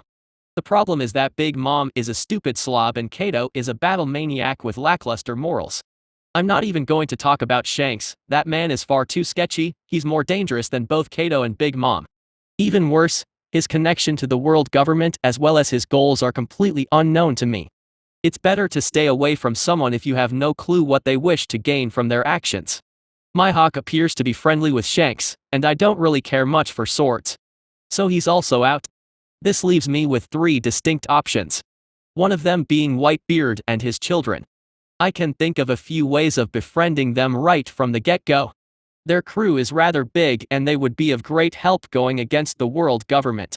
Another one is the Revolution Army. But I also don't know much about their leader, nor do I know their commanders very well. I just know they directly oppose the world government, so they'll likely become my allies regardless. My last option, and the one that currently makes most sense. Infiltrating the Marines or Chiperpal and looking for more secrets within the world government. With my powers, it would be easy to rise within the ranks rather quickly. This would also allow me to learn the 6 powers and armament haki, rising my current power to new levels. Problem is, my appearance would definitely arouse suspicion from the world government and the Marines. Having an admiral-level figure just roll up and ask to join isn't ideal. Too many things can go wrong and my background can't really be checked at all. So if I go in, I need to hide the fact that I have a devil fruit or pretend to have another devil fruit. I wouldn't even need to use my devil fruit much anyway, the only reason I am going there is to strengthen my body and haki. From all of my options, I need to think of a path to take in the future. Thankfully I still have time, no one knows about me, and no one knows of my goals. Truth is, I know that I will never be able to publish the truth of the world with the current government still in power. And if I did, they would simply spread lies about it and call it propaganda. Therefore, I need to make sure they don't get in my way. I have the fortune of being 10 steps ahead of my enemies. This is because they don't even know we are enemies yet. If I play my cards right, they will only find out I am an enemy when it's far too late. I just need to think about how to proceed. Chapter 14, Friendship and Departure. Point of view narration. Although the Straw Hats found Enel to be a suspicious individual, they still decided to follow his directions, mostly at Robin's behest.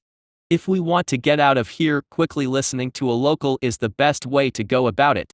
The tanned woman convinced them with that rationalization. In truth, she felt rather conflicted about the whole situation. On one hand, Enel was only helpful and cordial with them. It was because of her that the falling out had happened. Thankfully, the Lightning Logia user was not childish enough to start a fight over the misconduct of her crewmates. Robin felt a strange amount of regret and shame at having left the situation at that. Maybe there was more she could have done to calm down her crewmates. Now, the polite and respectful Logia user was left alone in his cabin. She felt genuinely bad about that. Especially since she had also been alone for the longest of times. Still, going back there at this point would be even ruder. She was going to explain the situation, as well as what caused her to have such a reaction to Enel's words later when she felt the time was right. It was after all a matter regarding her past.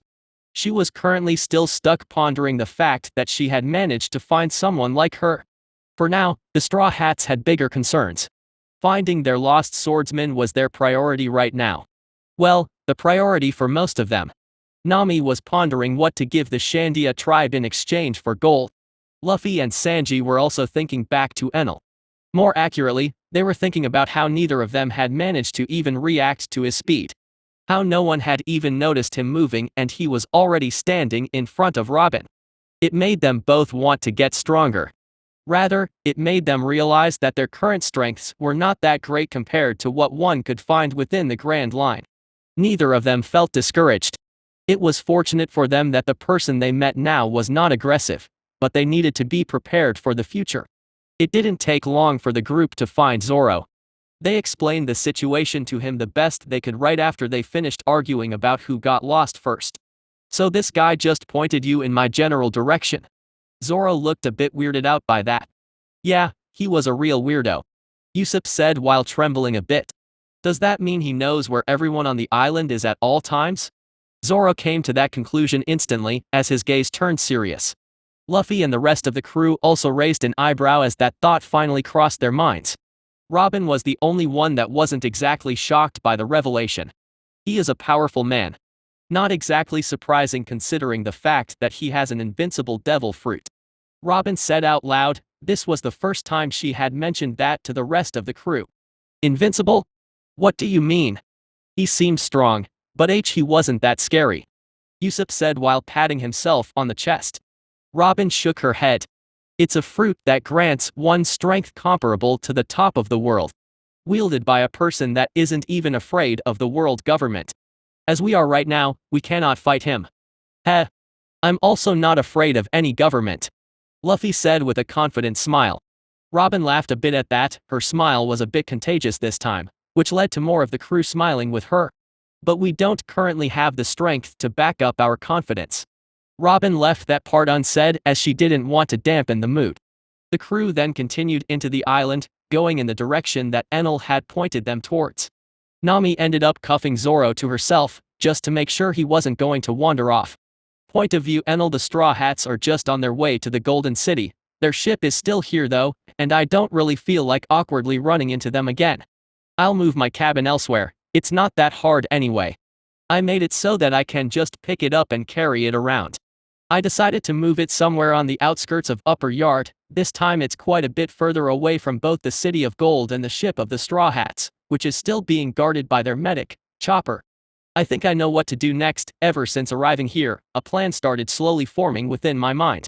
I am not exactly constrained to befriending a single group of people. Right now, my plan is rather simple. Infiltrate the Marines as a recruit and rise through the ranks by hunting down a pirate or two. I won't be using my devil fruit to its fullest extent. I will only use it to manipulate metals. This will be my devil fruit power for now. I first wanted to enter the Revolutionary Army and join the Marines as a spy for them. That would have been a better course of events. But I don't really know where to join the revolutionaries, and I am on a somewhat tight schedule. I need to raise through the ranks as a Marine really quickly. I need to gain enough connections within that place before the Marineford War. I am already excited just thinking about it. But first, I need a way to safely get to and from this place consistently. The weather of the Grand Line won't bother me in any way since I will just be flying all the time. That's why I don't need any crew or any navigator. But I still need a map of the Grand Line. I also need Gan Fall's help with something else. Before I could even think about it twice, I was already in front of his door. I need to get to work as soon as possible. After all, the sooner I get everything I need, the more time I will have to gain a decent rank as a Marine. Gan Fall was a bit surprised to see me, but he also didn't seem too shocked about me visiting him. Is this about the mess with the Shandia tribe from earlier? The old man asked. Wiper probably called and informed him of the details. Yes and no, I've moved house by the way. I'll point out my new location on the map soon. But I need your help with something. Point of view narration. Gan Fall raised an eyebrow at Enel's proclamation. It felt different than usual. Enel had asked him for help with various matters during the last few months. Gan Fall himself was also helped by Enel on numerous occasions, especially with stopping the small group of fanatics that were still within the ranks of the Divine Army. The two of them could be considered friends at this point. Gan Fall didn't see anything wrong with being friends with the new Enel. The Enel facing him now was a person that had most likely lived for a very long time, reflected in his maturity and sound decision-making. Gan Fall had reached that conclusion both from Enel's demeanor and his ability to take over bodies. His maturity did come into question sometimes. But that was only when Enel was joking around. Taking over bodies was really the only part that the old man had believed from Enel's story. That he was someone else taking over the body of the former god Enel. The reason why this time felt different was in the eyes. It was as if Enel had finally made up his mind about something. As if he had planned out everything before him from that point onwards. It made Gan Fall both curious and somewhat fearful. The old man had no idea what motivations Enel now had.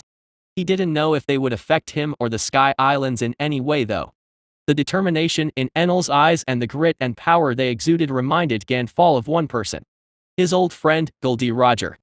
With that thought in mind, the old man just released another sigh. And with a smile he said, "Sure. What do you need?" "Nothing too fancy. I plan on leaving these islands for a long while. I want to return to this place sooner or later though. Say, would you happen to have an eternal pose for this island? Enel said with a confident smile on his face. With a sigh, the old man walked into his home. Opening a drawer, he took out a strange-looking compass. More accurately, it was an hourglass-like device with only one orb in the middle of the device, and a needle hanging from a wire inside of the orb. An old friend of mine had managed to find this on the seas below. He brought it here to prevent it from falling on the wrong hands. Gan Fall handed the eternal pose to Enel without much hesitation. Whatever it is that you are planning, please refrain from endangering our people. They have been through enough already. The old man was still a good leader, saying that the last part only felt like the right thing to do. He knew he couldn't stop Enel's plans. People like Enel were always stubborn. Determination was something none of them lacked. Even attempting to prevent them from reaching their goals was a waste of time and energy. So the old man didn't bother. He just kindly asked him to watch out for the safety of his people. Don't worry. None of you will be affected by what I plan to do. I'll be seeing you, old man. Enel smiled as he turned around to leave. Old man. I don't want to be hearing that from you. Gan Fall shouted as he watched Enel disappear. With a sigh, the old man looked back at his home. Whatever he is planning, I don't know. But from his eyes, the wheels will soon start turning. Even if he says it won't affect us, I better start making preparations for something big in the next few years. Just like that, Enel was set to leave the island soon. Chapter 15, Gaia, the Island of Pirates. Point of view Enel now, there is also an issue I need to address. How exactly do I join the Marines anyway? I know there's some sort of boot camp for recruits, but I don't want to go through that. I don't have a few years at my disposal to finish it. I only have so much until the War of the Best. By that time I need to learn everything that the Marines can teach me. I doubt they'd bring a recruit at Marineford as well. So I need to make a big move. I need to do something that will grant me a spot as a Marine, one that could also erase any suspicion that I need to start as a recruit. Thankfully, right below Skypia, there lies a treasure trove. A place where I can run wild with no consequence, and there is also a marine base in somewhat close proximity. Gaia is an island ruled by pirates, people that believe in the new age of pirates. Misguided fools that only leave their home islands in search of treasure and women. I've already managed to design a smaller flying ship that can use my devil fruit as a fuel source. It wasn't exactly hard to do since the engine in old Enel's big ship was rather ingenious. It wasn't too difficult to create a miniature version that can carry a much easier load without any trouble. Now, here's the kicker, I haven't actually built this manually. I simply compressed more gold into my staff, turning it into a stable 3-ton staff. When I need the ship, I can just rebuild it out of memory. It was a bit difficult at first, I also made some mistakes, but right now I can consistently create my golden flying ship using my staff. Another thing I need to do. Learn how not to stand out too much. I am about to do something that will definitely put me on the map for the Marines to recruit, but I don't want to rise through the ranks too fast. I've decided to somewhat change my image a bit. I turned my golden bracers into rings, and I cut out the drum-like accessories on my back, leaving it empty. Now, I just look like a blonde businessman with golden rings and long earlobes. I think I enjoy this look a bit better. The drums fit my powers really well, but I don't want to use my powers much while in the Marines, so they aren't needed much and would likely just cause confusion to others. It's better to look as inconspicuous as possible, even if my actions are going to be anything but that. Now that the preparations are done and I also have the eternal pose for Skypia, I am ready to set off. Point of view narration Enel touched his staff as he arranged the collar to his suit. In a second, part of the staff seemed to unravel and create what looked to be a small golden rowboat with 2 large fans at the back of it. The rowboat only had 1 seat, and it looked as if tubes were connecting said seat with the 2 engines of the ship. To the side of the ship formed 2 aeroplane wings, and underneath the rowboat appeared a set of small golden wheels. Enel had given the ship more of a modern design, taking inspiration from the aerodynamic design of the aeroplanes of his old world. The engine seemed to start as soon as Enel sat down. The fans at the back started spinning at breakneck speeds and propelling the boat forward. With a bit of a running start, the boat soon took to flying. Enel looked at the sky islands from above for a second. The sun shone over the clouds as he made his way further away from the islands. It was a beautiful sight, unlike anything he had ever seen in his life. Enel decided not to dwell for too long on it, only taking the moment in for a few seconds. Then, he nosedived into the sea of clouds below him. With a smile and a blink of his eyes, just as he was about to hit the sea of clouds head-on, he raised his hand. Boom! It was a sound so deafening that surely a lot of people on the Sky Islands heard it as well. A powerful lightning strike parted the sea of clouds as Enel's ship traveled through it. Enel could sense the sea of clouds reforming behind him as he passed through. With little effort, he was, for the first time in that new world, below the clouds. It didn't take long for him to spot Gaia. It was a bit far away, but it was still a small dot in sight. Most people would get lost in the waters of the Grand Line, but Enel didn't plan on touching the water at all, and the storms ahead of him looked more like a joke than anything else to him. Enel's journey to Gaia was uneventful. Enel didn't care about being hit by actual lightning, as he was made out of lightning anyway. Enel's arrival at Gaia, however, was a bit less uneventful. The pirates on the island, thirsty for treasure, had managed to spot his ship in the distance.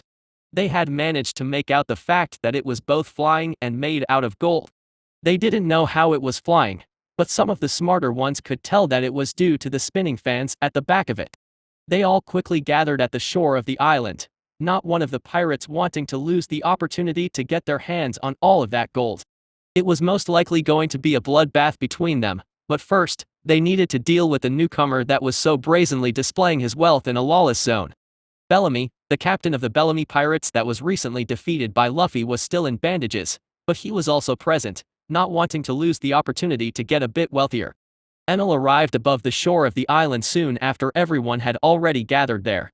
"So nice of you guys to give me such a beautiful welcoming party," Enel said as he slowly got out of his seat and extended his hand downwards. The boat quickly deformed itself and turned into a staff. The people below now seemed even more excited. "He's probably got some type of metal manipulation devil fruit. Prepare for combat." The pirates below were quick to guess what type of powers Enel had. They knew that their opponent was a devil fruit user, but they also had plenty of devil fruits on their side. Bellamy was also still considered one of the strongest on the island. He was also there, regardless of his injuries. That part managed to raise the spirits of the rest of the pirates. They all grabbed at their weapons as Enel finally set foot on the island. The first pirates to charge him were the ones up front. Cannon fodder that the captains had sent to judge the power of the brazen newcomer in front of them. Enel sighed as he watched them rush towards him. His observation hockey spread out and predicted their every move. "I guess it wasn't a friendly welcome after all," Enel said in a sarcastic tone as his staff seemed to start deforming. The first pirates that came up front were all pushed back as Enel swung his staff. The staff deformed and expanded, making it look more like an elastic band than a piece of hard metal. The pirates that were hit directly by it were all sent flying above the rest. "I guess he's not a pushover, huh?"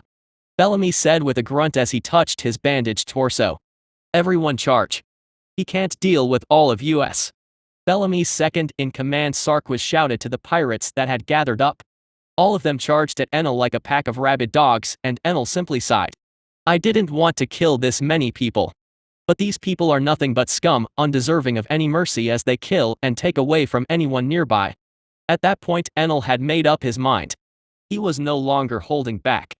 "A massacre it is then," Enel shouted with a grim smile on his face. With a twirl of his hand, he pointed his staff forward. In a split second, the staff expanded forwards at explosive speeds, and the top of the staff quickly split open and turned into dozens of spikes. The pirates that were rushing Enel quickly started being impaled by his golden staff. Those that were impaled were then swung around like rag dolls and thrown into the others. The situation quickly turned to anarchy as the pirates started cowering and trying to run away. But Enel didn't let even a single one of them leave. Using his speed, he managed to arrive on the other side of the large group of pirates. They were no longer encircling him, now he was simply blocking their escape.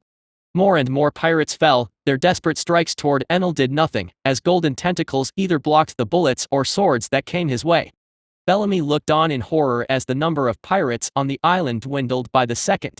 The island had mainly been occupied by pirates. Now out of the 1,000 that had waited on the shore for the golden ship to land, only a few hundred were still standing. And all of them were doing their best to run away wherever they could. To no avail, Enel was not allowing them to run. Even the ones that tried to hide behind buildings got pierced by the golden tendrils. Bellamy sweated heavily as he realized that Enel was easily able to see all of them, even through walls. In a moment of desperation, he turned his legs into springs and jumped in action. He was somehow able to bypass the expanded staff with his speed after building enough momentum. He was at Enel's side before he knew it. Bellamy smiled a bit at his small accomplishment, then his pride turned into horror as he realized one thing.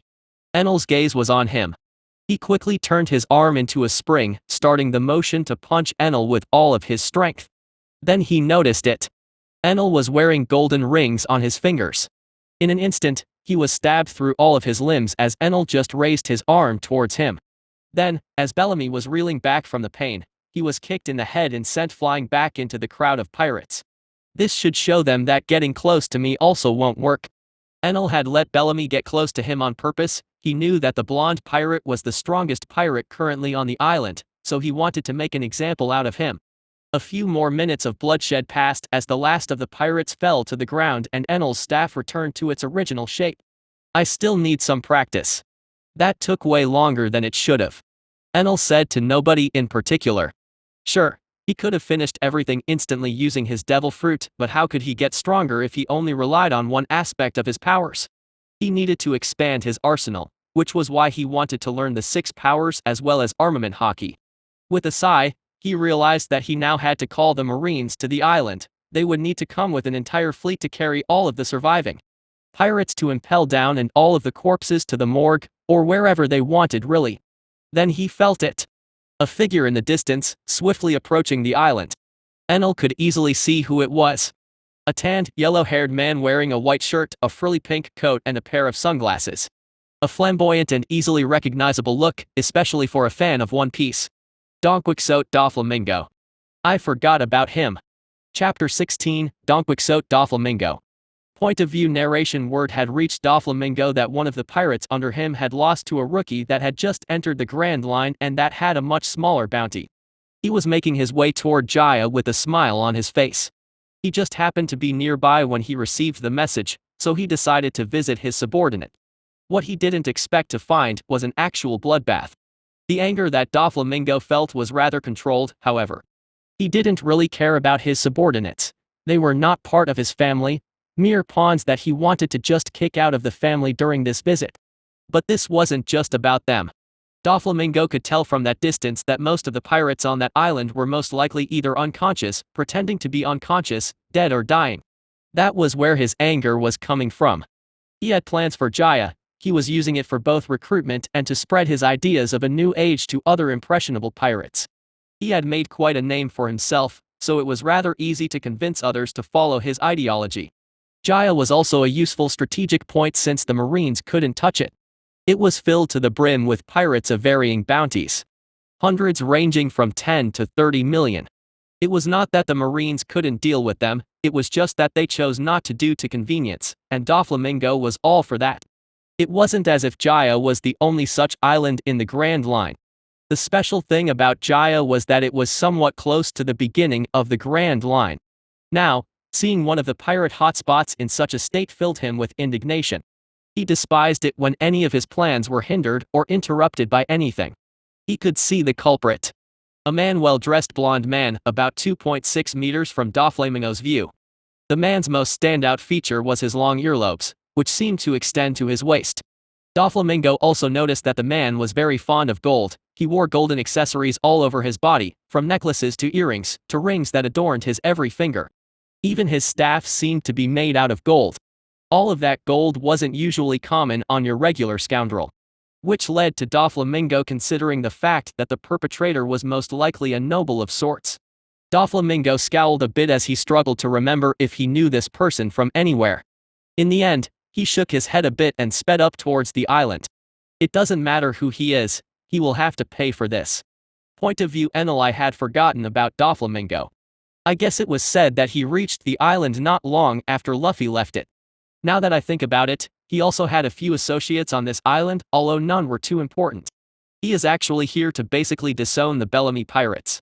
He won't be able to do that in this reality, unfortunately. I tried my best to pull my punches wherever possible, but I don't want my devil fruit to be revealed in this fight. I'm relatively sure that Bellamy himself survived, but I don't know much about the rest of his crew. I find it odd how easy killing now comes to me. The priests were easy to deal with, only 4 of them, and all of them were despicable people in their own right, deserving of whatever fate I gave them. But how exactly? Can I be sure that everyone in that massive group of pirates was truly scum? I mean, they sure didn't seem innocent when coming in such a large group to rob me. But did they truly deserve to die? Is that something I truly have the right to decide in this world? I guess that, even though Enel couldn't influence my personality, he still influenced parts of me that are a bit harder to notice. I mean, he did blow up his birth island as well as everyone on it. So he is a mass murderer by all definitions. But, I guess I never did have any sort of aversion to killing. It happened so often and it was depicted so casually back in my world that it had somewhat lost its meaning at some point. Age tends to wash away all worries. I guess it also washes away inhibitions and moral standards. I didn't look away when seeing dozens of people being tortured for eternity by a strange sadistic god. I won't pretend to be an innocent boy and start vomiting now. I'll think more about this when I have the time. Right now I also have another menace to deal with. I want to avoid a fight with him since he is technically working with the Marines right now. Well, what do we have here?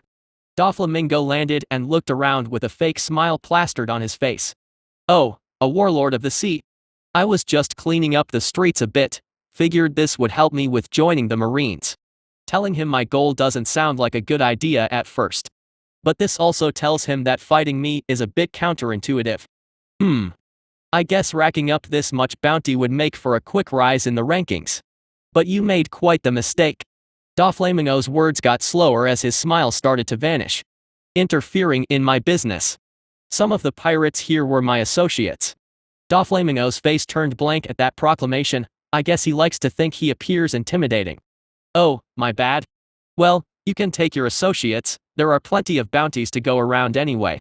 And if they're associates of yours then I'm sure they survived this much.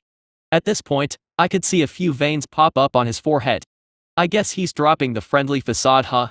So much for not antagonizing him.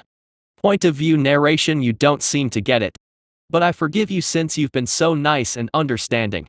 I'll just take one of your arms as Apollo minus Doflamingo's words were interrupted by something.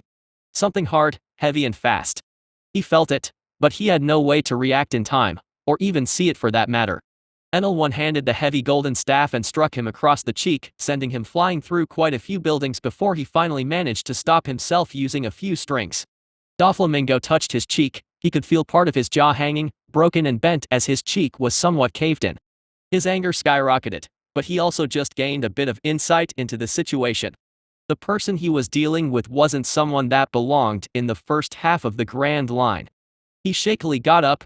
He could feel a headache setting in as he was getting dizzier and dizzier. He was taken by surprise, and a hit to the head at that speed should have knocked him out. By all accounts, he was lucky to be standing somewhat straight, and he knew that. Sorry about that. I do need my arms, I also don't see what you'd need one of them for. Enel walked towards Doflamingo. The warlord didn't even know when Enel had gotten so close, he couldn't even sense Enel with his observation hockey. He disregarded the pain in his broken jaw and opened his mouth. He was about to say something, but then a golden spear point appeared right in his mouth. It didn't cut him as he used armament to protect himself, but it did completely stop him from speaking. Don't get involved in this matter further, Doflamingo. I don't care that you're a warlord, I won't hesitate to collect your bounty. Enel said, his tone devoid of any trepidation. His eyes displayed a coldness that sent a shiver through the former celestial dragon. It was almost as if Enel didn't even see him as human. And that was exactly how the warlord looked at others. A miscalculation. I shouldn't have gotten involved with this person. He is going to be a Marine, so fighting to the death here isn't a good idea. Doflamingo was quick to rationalize a retreat in his mind. Enel then retracted his spear and started walking away. Doflamingo was tempted to attack Enel when his back was turned, but he decided against it when seeing Enel's staff slightly tilt in his direction as if expecting him to try something stupid. He grit his teeth, ignoring the pain in his jaw once again as he quickly started hopping away from the island on his strings. The Marines are gaining another monster, huh? Well, this one's got his own agenda. I'll repay this favor one day. Doflamingo thought as he rushed away, leaving the island behind him as he jumped further and further away, propelled by his strings. Point of view Enel, that went about as well as I expected it to. I'm lucky I managed to surprise him with my speed. I wouldn't have been able to damage him using my staff otherwise. All it would have taken is a coat of armament haki, and all of my physical attacks would have become useless. I'm sure I could have still taken care of him, but I just would have had to use my devil fruit. I really need to get thoughts like that out of my head. Relying too much on this power will only make me weak. If I don't learn armament, then I'm as good as useless against the higher powers of this world. Hell, I think most of the first mates of the Yonkos would be able to beat me as I am now, let alone the Yonkos themselves. I can always escape, but running away forever isn't an option. Doflamingo is far from a Yonko, thankfully. Seeing his face in person was really annoying. Even now, he remains one of the most disgusting pirates alive. Opportunistic, sadistic, and extremely driven. He managed to enslave an entire kingdom, turning their royal family into his playthings as he did whatever he pleased with everyone that disrespected him. He uses and abuses his power wherever possible. If anyone deserved to die today, then it was him. Too bad that the circumstances don't allow that right now. The Marines need all of the power they can get. If I killed Doflamingo now, I surely would have gotten a bounty on my head instead of an invitation. But their desperation is also why I am also confident they will accept me into their ranks. Now, I should look around to find some way to contact the Marines. Chapter 17 Exploration of the Mind. Point of view Enel. It didn't take me long to find one of the locals nearby. This island did still have people besides pirates after all. I met a barkeep. He was a bit snarky about losing business, but he was also somewhat thankful to me for getting rid of all of the troublemakers at the same time. He contacted a nearby marine base for me after he explained the situation to the dispatcher. They said they'd send a fleet here to collect the pirates. So there I am, sitting on a golden chair in the middle of the bloodbath I had created. People in this world are really resilient. It's surprising enough that this many people survived. Apparently, only 100 or 2 died in this confrontation. The rest are either unconscious or too injured to move. Well, there are also those that are too injured, and most likely won't last until the Marines arrive to arrest them. In a sense, I should feel a bit more discontent about taking these many lives. But I can't help feeling satisfied, as if I just finished a hard day at work. Did that god do something to alter my thoughts? Or is it truly Enel's memories that affected me? I remember being a bit more lenient with others. There were times when I was mad at others. There were even times when I got into fights. But nothing to this extent. I remember the numerous times my students called me out on my cynical nature. There were many points in my life where I acted out of instinct. I let one emotion take over my thought process and ended up in uncomfortable situations. Even my research, the part where others started calling me a genius, it all felt unwarranted. I was only leaving one single emotion to rule my mind. At the time it was curiosity. It drove me to find out more about the world. I put a lot of time and dedication into that, with countless hours spent toiling over books in dimly lit rooms. In retrospect, it wouldn't be surprising if I were to wake up one day in a mental institution. If all of this was a dream in my deluded mind. But the ones I met in this world, Gan Fall, Wiper, Asa, and even the Straw Hats, are all real. Not exactly as I remember them from the show, at least not in all aspects, but they are all real. The days I spent training and the pain I forced myself through were also real. Still, paranoia is present in my mind when I think of what exactly sent me here. That god didn't seem outright well-intentioned. It's also odd how he seemed to be targeting me. He made his messenger follow me all over the earth until I finally had the courage to stand up to him. I find this entire situation to be somewhat suspicious. The god also said Enel's memories wouldn't affect me in any bad way. Well, from the way he said it, I guess it mostly depends on me. Thing is, I don't feel like Enel's memories and arrogance affect my decision-making or thought process, but they certainly affected me to some extent. Even with Doflamingo, it felt like I wasn't truly myself when fighting him. A conflict of personality perhaps. The old Enel wasn't much of a fighter intellectually. He was smart, but not really experienced or all that talented in fighting. But he was a cold-blooded killer that looked at others like they were insignificant. Maybe I inherited that trait from him? Or maybe it's just my mind trying to rationalize its actions through different means. Perhaps I am just adapting to this world to the best of my ability. This world is extremely brutal, and being weak is a mortal sin. One might be able to live peacefully on an island, but peace is nothing but temporary. One pirate crew passing by is all it takes for a peaceful island to be turned upside down.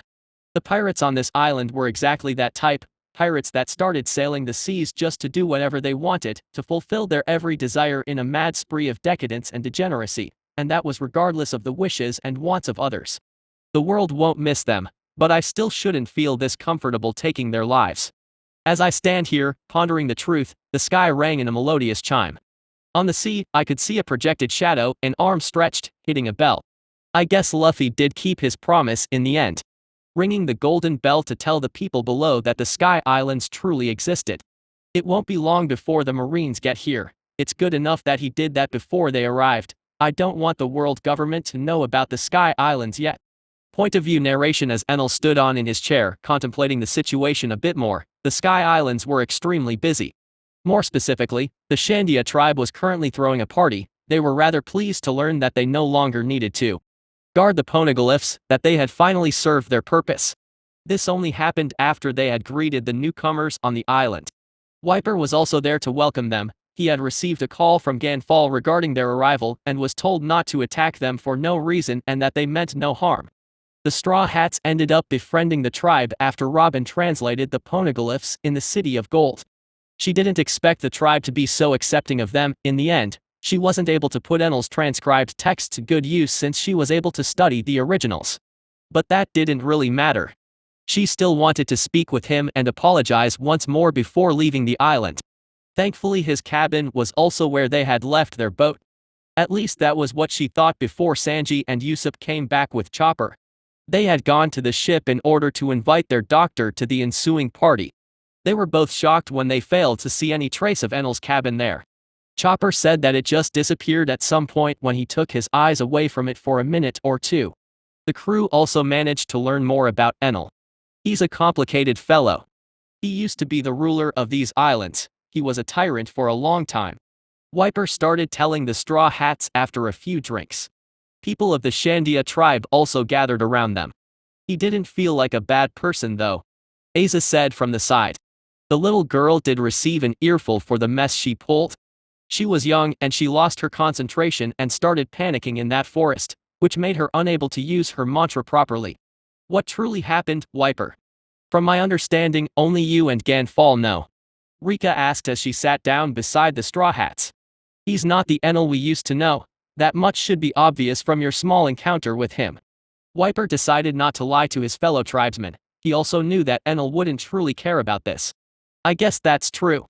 Enel would have killed all of us, not before toying with us, by the way. One of the Shandia warriors present said while scratching the back of his head. Yeah. He's not really Enel. Not sure who he is. He said he is an archaeologist or something like that. He had the ability to swap things. He was close to dying in a desert, so he swapped his consciousness randomly and ended up with Enel. At least that's what he told me and Gan Fall. Wiper didn't hesitate to give them the whole story. How does that make any sense? Ika said as she scratched the back of her head. Her bewildered face seemed to be replicated by the vast majority of the Shandians watching. Who knows? Devil fruits are weird. Even if he's lying, we have no way to tell. But the Enel we knew is dead and gone, that much is for sure. At this point, the Straw Hats were also getting a bit confused. So, the old Enel used to be some type of tyrant? Nami asked. She was a bit intrigued by the whole situation. Luffy just silently listened to everybody. Same for Robin, who was feeling even worse about the misunderstanding she created now. Yeah, he was a sadistic son of a bitch. He even destroyed an entire island, which was also the island he was originally from. He enslaved a lot of our people and prevented us from taking back our homeland for almost 8 years. Rika said as she looked down a bit. Her anger was stirring just remembering what Enel had done. Yeah. And the current Enel needs to live with those facts. He probably already moved house since you guys discovered him. Wiper said as he took another swig of his drink. That's not fair, Asa said as she looked down with sadness. Well, it's true that it's not his fault for the actions of past Enel, but he also is mature enough to understand that trying to repair his reputation is a waste of time. So that's why he's just been in hiding for the last few months. One of the other Shandia warriors ended up asking. Well, yes. Enel now has different goals, he's a lot more driven. We trained a few times, and I can tell with certainty that he's a better fighter than Enel used to be, that's without even using his devil fruit. Wiper laughed a bit as he remembered the many times he was beaten to the ground by a golden staff. Even barehanded, Enel was able to deal with him rather easily after a while. This would have been nice to know beforehand. Rika said, the irritation in her tone making Wiper rise his brow a bit. Well, not like he would blame any of you for attacking. That just makes it worse. One of the warriors said with some sweat on his brow. The Straw Hats also started feeling a bit bad about judging Enel so quickly. But he still made our crewmate really uncomfortable. Isn't that right, Robin? Sanji ended up bringing it up. Wiper looked a bit confused at that. Actually, he didn't do anything bad. I was mostly like that due to my own inadequacies. Enel is really similar to me, I guess that made me a bit emotional. Robin said while looking at the ground in shame. So that was also a misunderstanding? Why didn't you tell us sooner? Luffy said with a frown. I was going to tell you all about it, and more, when we got back to the ship. I figured we'd still have time to talk to him again. Who knows where he ended up now though? Robin said with a sigh. I guess it was just bad luck then, Zoro said as he took a sip from his drink. Luffy also smiled when hearing his first mate. He seemed to be filled with a strange amount of determination. Yeah. I'm sure we'll run into him again. I'll have him join my crew next time. Luffy's usual smile returned as Nami sighed in exasperation. The party continued after that. Chapter 18, Recruitment and Hina. Point of view narration. After an hour, the Marine fleet was already surrounding the island, with Marines pouring out of their ships to scout out the city. They were quick to find all of the pirates strewn on the ground, hundreds upon hundreds of pirates with varying bounties all piled up in different mounts. In the middle of it all, they could see a tall and well-dressed man with blonde hair and long earlobes. He was sitting on a golden chair, by his side rested a golden staff as he seemed to be contemplating some things. The Marines were startled at first, especially by the fact that there was simply no blood on him. He was standing in the middle of what was essentially a massacre, and his clothes weren't even slightly stained. Most of the Marine soldiers were rather scared of that person.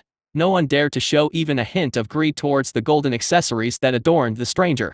Enel stood up from his chair with a calm smile, further scaring the Marines that had gathered around him. Enel raised an eyebrow as he easily noticed their reactions. Sorry if I come off a bit scarier than intended. I was the one to call you all here. The Marines became quite a bit calmer when hearing that. Many of them even took a sigh of relief.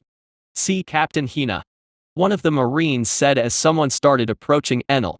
Out of the crowd walked a well-dressed woman wearing a red two-piece suit and with a marine coat draped over her shoulders. She was tall and slim and her long pink hair ran all the way to her lower back. With a cigar in her mouth, she looked around the sight with a blank gaze. Hina is quite impressed. She stood in front of Enel, a small smirk almost rising on her lips. Her third-person speech managed to weird Enel out. A bit, but not by much. Although she was tall, Enel was still towering over her easily, being almost a meter taller than her. So she was looking up at him through that interaction.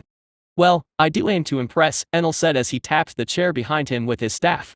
The chair was then swiftly absorbed by the golden staff. A devil fruit, huh? Hina thought to herself as she was getting more and more interested in the person standing in front of her. Although she didn't let that change her stoic facade. So you are the one responsible for cleaning up this island? She said while looking Enel in the eyes, studying him for a bit. Yes, I was passing by on my way to the nearest marine base, and decided to do my good deed for the week. Enel said with the same calm smile plastered on his face. There was no trace of the coldness he had displayed to Doflamingo earlier, it was as if he was an entirely new man. Good deed for the week? Hina is curious. Why were you heading for a marine base? She had already decided that Enel wasn't an enemy, so she gave her subordinates a hand sign to start collecting the pirates while she continued her conversation uninterrupted. I was planning to join it, of course. Why else would someone like me go there anyway? Hina doesn't know.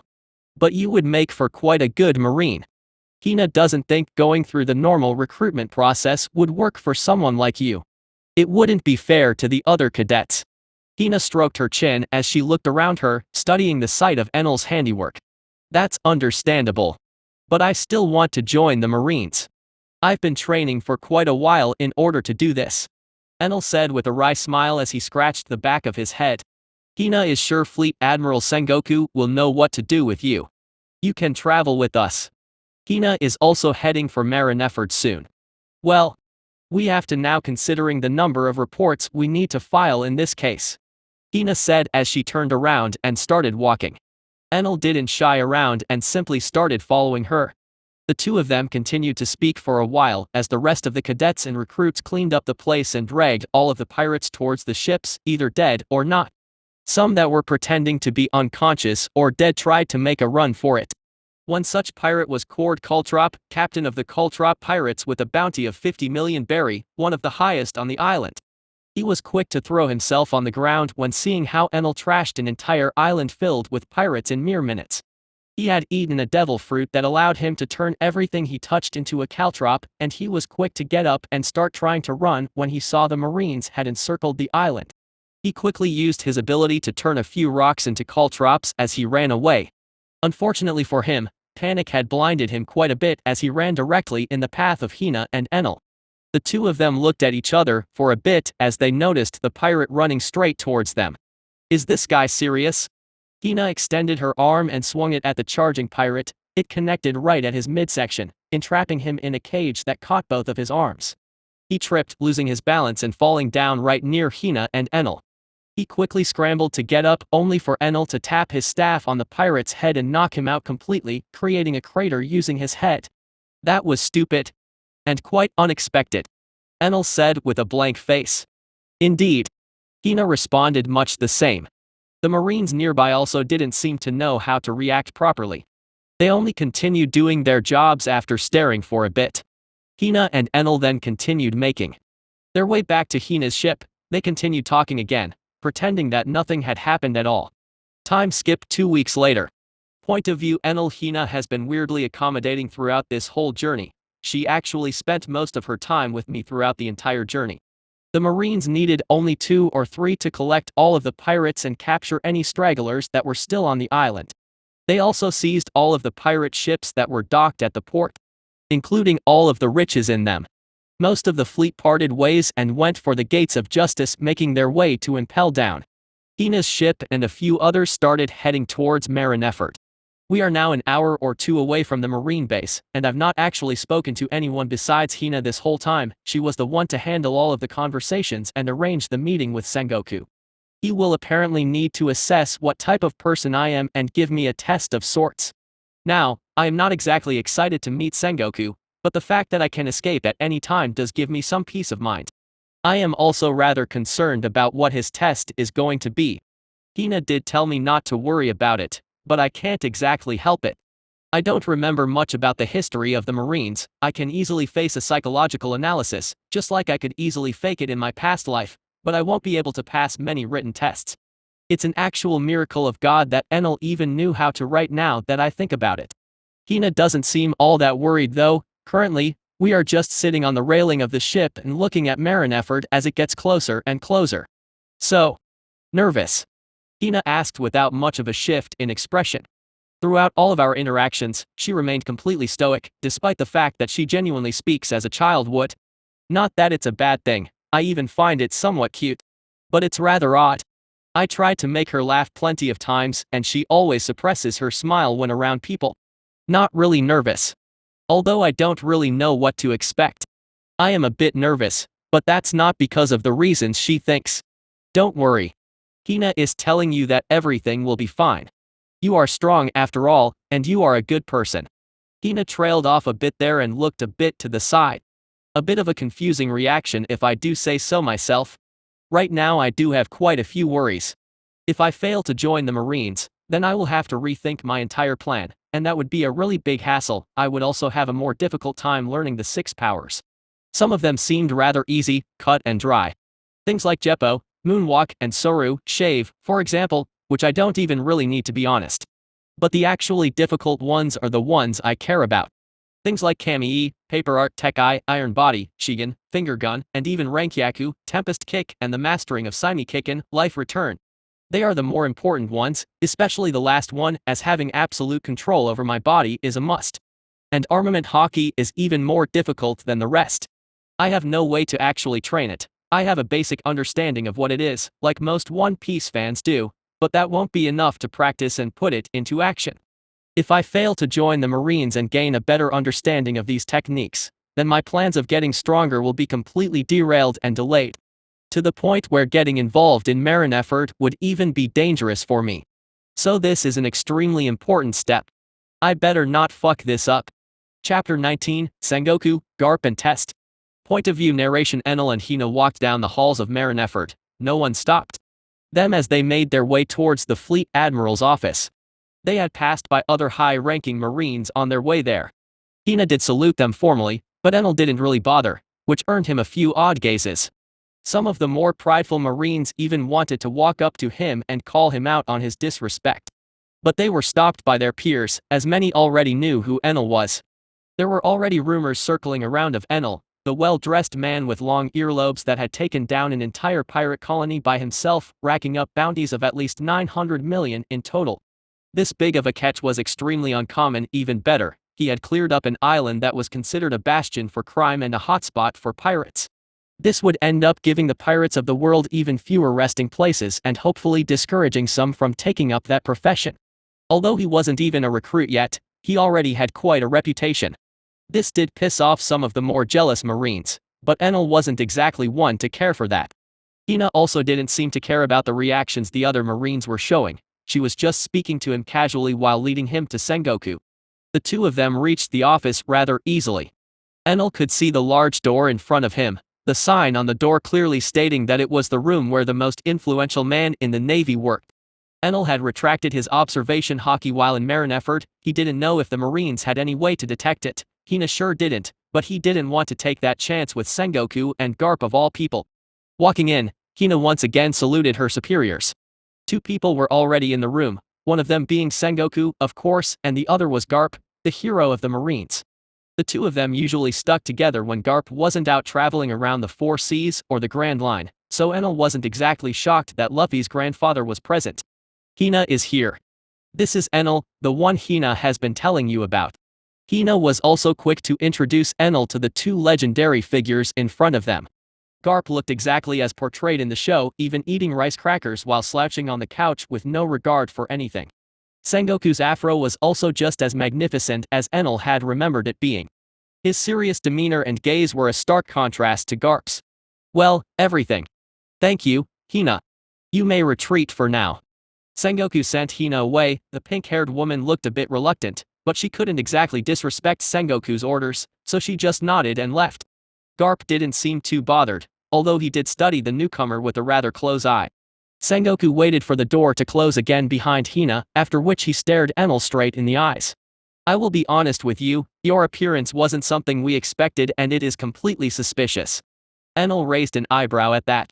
He figured he would appear as suspicious to Sangoku. The man was rather well known for being smart and calculating. He wouldn't have reached the position of Fleet Admiral otherwise.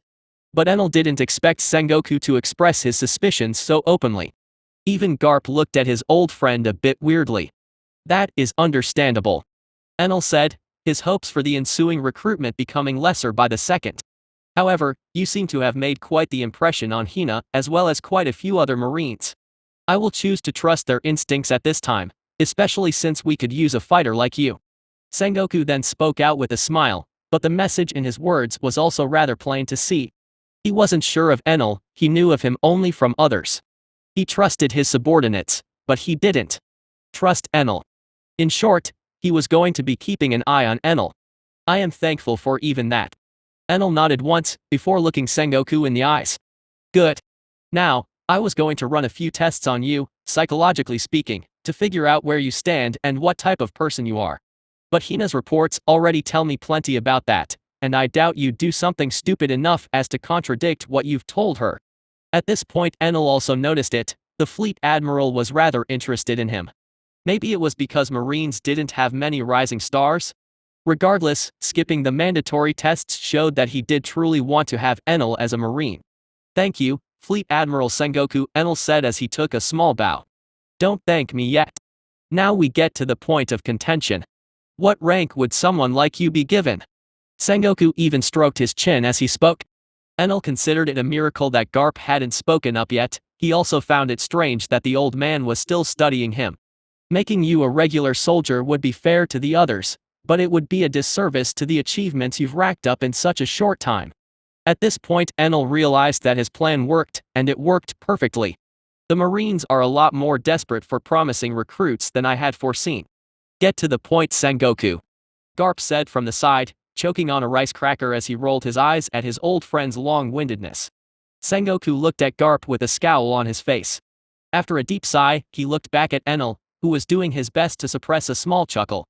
In short, you will be made a rear admiral. But you will have to fight someone within the Marines in a public match in order to solidify that role. Many know of what you've done, but no one really knows of your strength. If you want no one to complain about your ranking, then you need to prove your strength against one of our best. Enel simply nodded his head. This was all still within his expectations. You're fighting me, kid, Garp said to the side, making Enel's head snap towards him in that instant.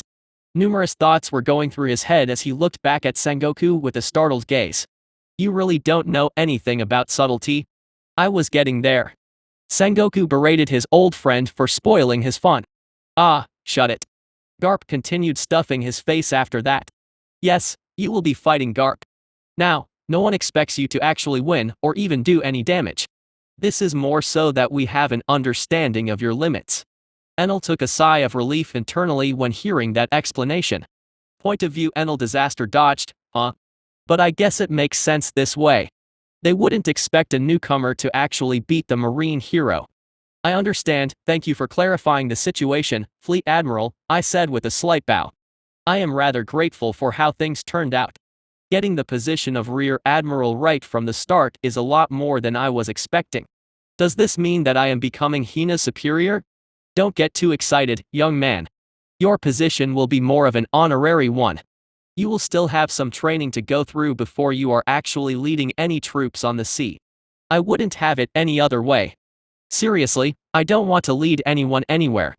I'm just here to learn your techniques, then I'll get out of your hair. Good. Well, what are we waiting for? Let's start heading for the training grounds. The rest of the Marines present at this base will bear witness to this. Sangoku got up from his chair, and so did Garp. I had forgotten how tall the leading figures of the Marines are. Both Garp and Sangoku seem to be taller than me, although Sangoku isn't by all that much. Well, it's as good a time as any. Chapter 20, Fighting a Legend. Point of view narration. Hina didn't quite know what to make of Enel at first. He was certainly strong, stronger than most people in the first half of Grand Line. But he was also extremely friendly. He was humble and really approachable. Although most of her crew were scared of him due to the massacre he carried out on the pirates. Hina didn't really judge him for that. They were all criminals that were wanted either dead or alive. To her, Enel just did an impressive job, although a bit gruesome. Her interest in him only grew more and more with each conversation. She could tell that he was not just anybody, that he was certainly an ambitious man. But his calming smile and welcoming attitude made her feel extremely warm to his presence. She was a bit unsure of how his meeting with Sangoku was going to end, but she had high hopes for him. She especially hoped that the two of them would end up working together. The thought of just how many pirates the two of them could catch made her excited. Hell, Enel alone caught more pirates in a day than the rest of the rear admirals caught in the entire year prior. It was rather embarrassing the more Hina thought about it. But that was also the reason why most of them were somewhat jealous of Enel. So what if he caught a few weaklings? I bet he poisoned the food supply or something. One of the rear admirals complained in the common room. Quite a few other rear admirals seemed to nod their heads at that. Hina gritted her teeth and clenched her fist in anger. She wanted to walk up to them and tell them off, but she was lower in the ranking than them, and they were surely going to use that against her. I believe you young people should stop looking at others' achievements in that way. Maybe you'd be able to brag about your own achievements if you had any. A person that had no qualms about offending anyone did speak up in the end. It was none other than Suru the Crane. Another legend in the Marines, although she wasn't quite as popular as Garp. The rear admirals that were gossiping didn't even dare to look her in the eye as they all stood up and saluted her. Hina was extremely pleased to watch them scamper about in that manner. Suru walked into the middle of the room. We have a new recruit amongst your ranks now. I'm sure you all know about it already going by your previous conversations. Sangoku also decided to grant him the role of Rear Admiral. Tsuru said as she spoke with a tone of authority. Miss Tsuru. Do you mean that he is being recruited as a rear admiral? One of the other vice admirals present in the room asked with a confused tone. It was rather unprecedented for such a thing to happen. Even the current admirals started as recruits. The people in the room failed to account for just how desperate this situation was for the Marines currently. They had resorted to asking for help from actual pirates, and Sangoku wanted to be able to gain enough firepower to completely disband the warlords. He hoped that the recruitment of Enel would bring him one step closer to that. When Hina heard that Enel was going to be of a higher rank than her, she became a bit disheartened, but she hoped that she would still be able to work alongside Enel. The next piece of news was what interested her even more though.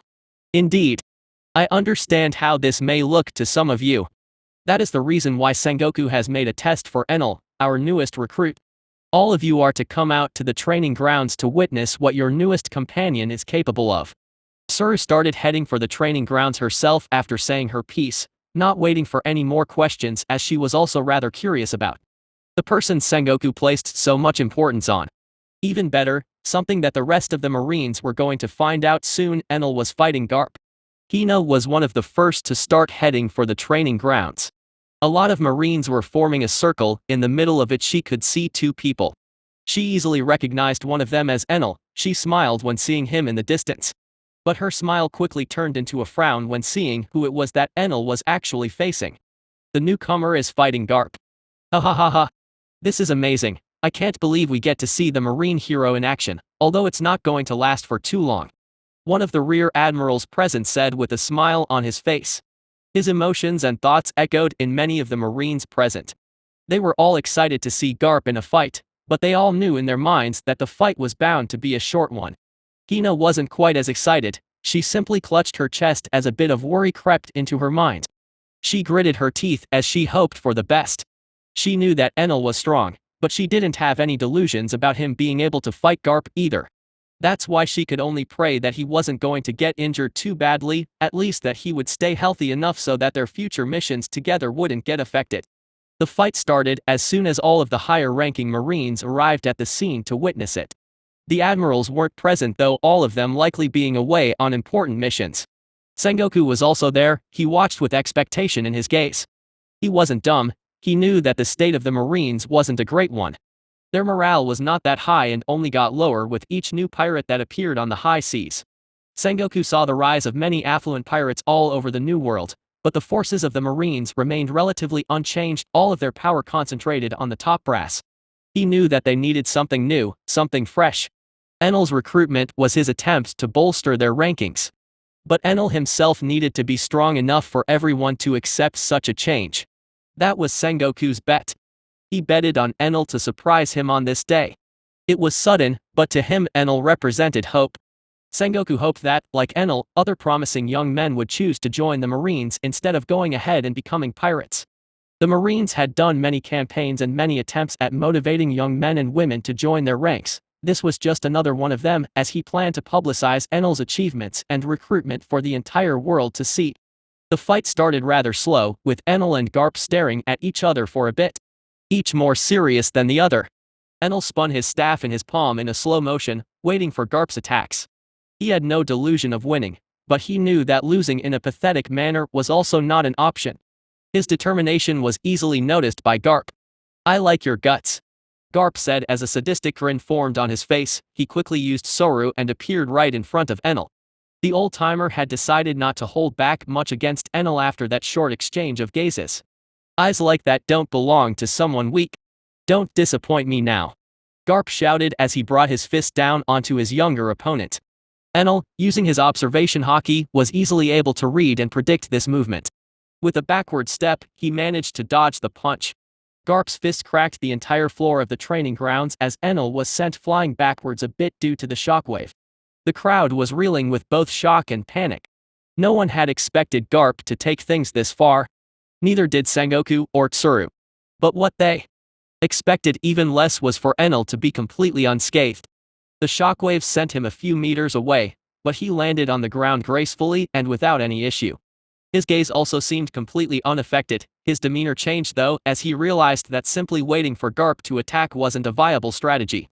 Garp quickly noticed Enel's intention. The two of them dashed at each other in a mad frenzy, each less controlled than the other. Garp's fist swung around everywhere at wild speeds, creating shockwaves and shocking all of the Marines watching. But the even more shocking part was how Enel moved. His staff managed to either bat away or deflect all of Garp's blows. The two of them couldn't seem to land a blow on each other. Sangoku quickly noticed the problem. Garp had an overwhelming advantage when it came to strength, but he was slightly outmatched in speed. The two of them clearly specialized in different fighting styles, so the situation evened itself out due to that, and Sangoku quickly realized that making Enel a rear admiral might have been underestimating his capabilities. Garp's smile was turning wider by the second as he realized that he would surely never be able to win if he kept fighting in the same manner.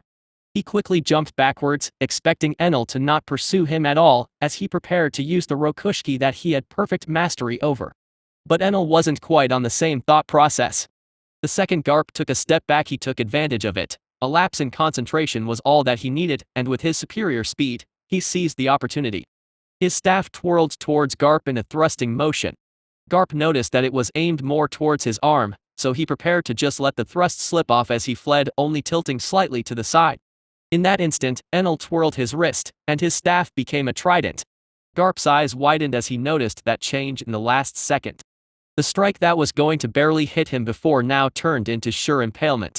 Enel thrust his trident forwards without any hesitation, only to hear the sound of metal hitting more metal as sparks arose from Garp's blackened torso. The old man looked at Enel with an almost feral grin. He forced me to use armament. This brat. Garp was obviously still going somewhat easy on Enel. He thought that using armament would simply be unfair for the youngster.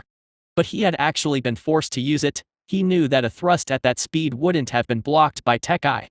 So a junior actually forced his hand and made him use one of his strongest trump cards. Armament Haki.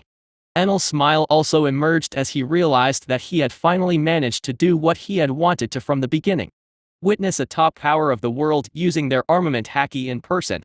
In truth, Enel was also not using his top speed, not even close to that. He was only using enough to be justifiable by something other than his devil fruit. He was currently not a teenager, he was in his physical prime, so Sangoku wouldn't get too suspicious when seeing that he was more specialized in speed than anything.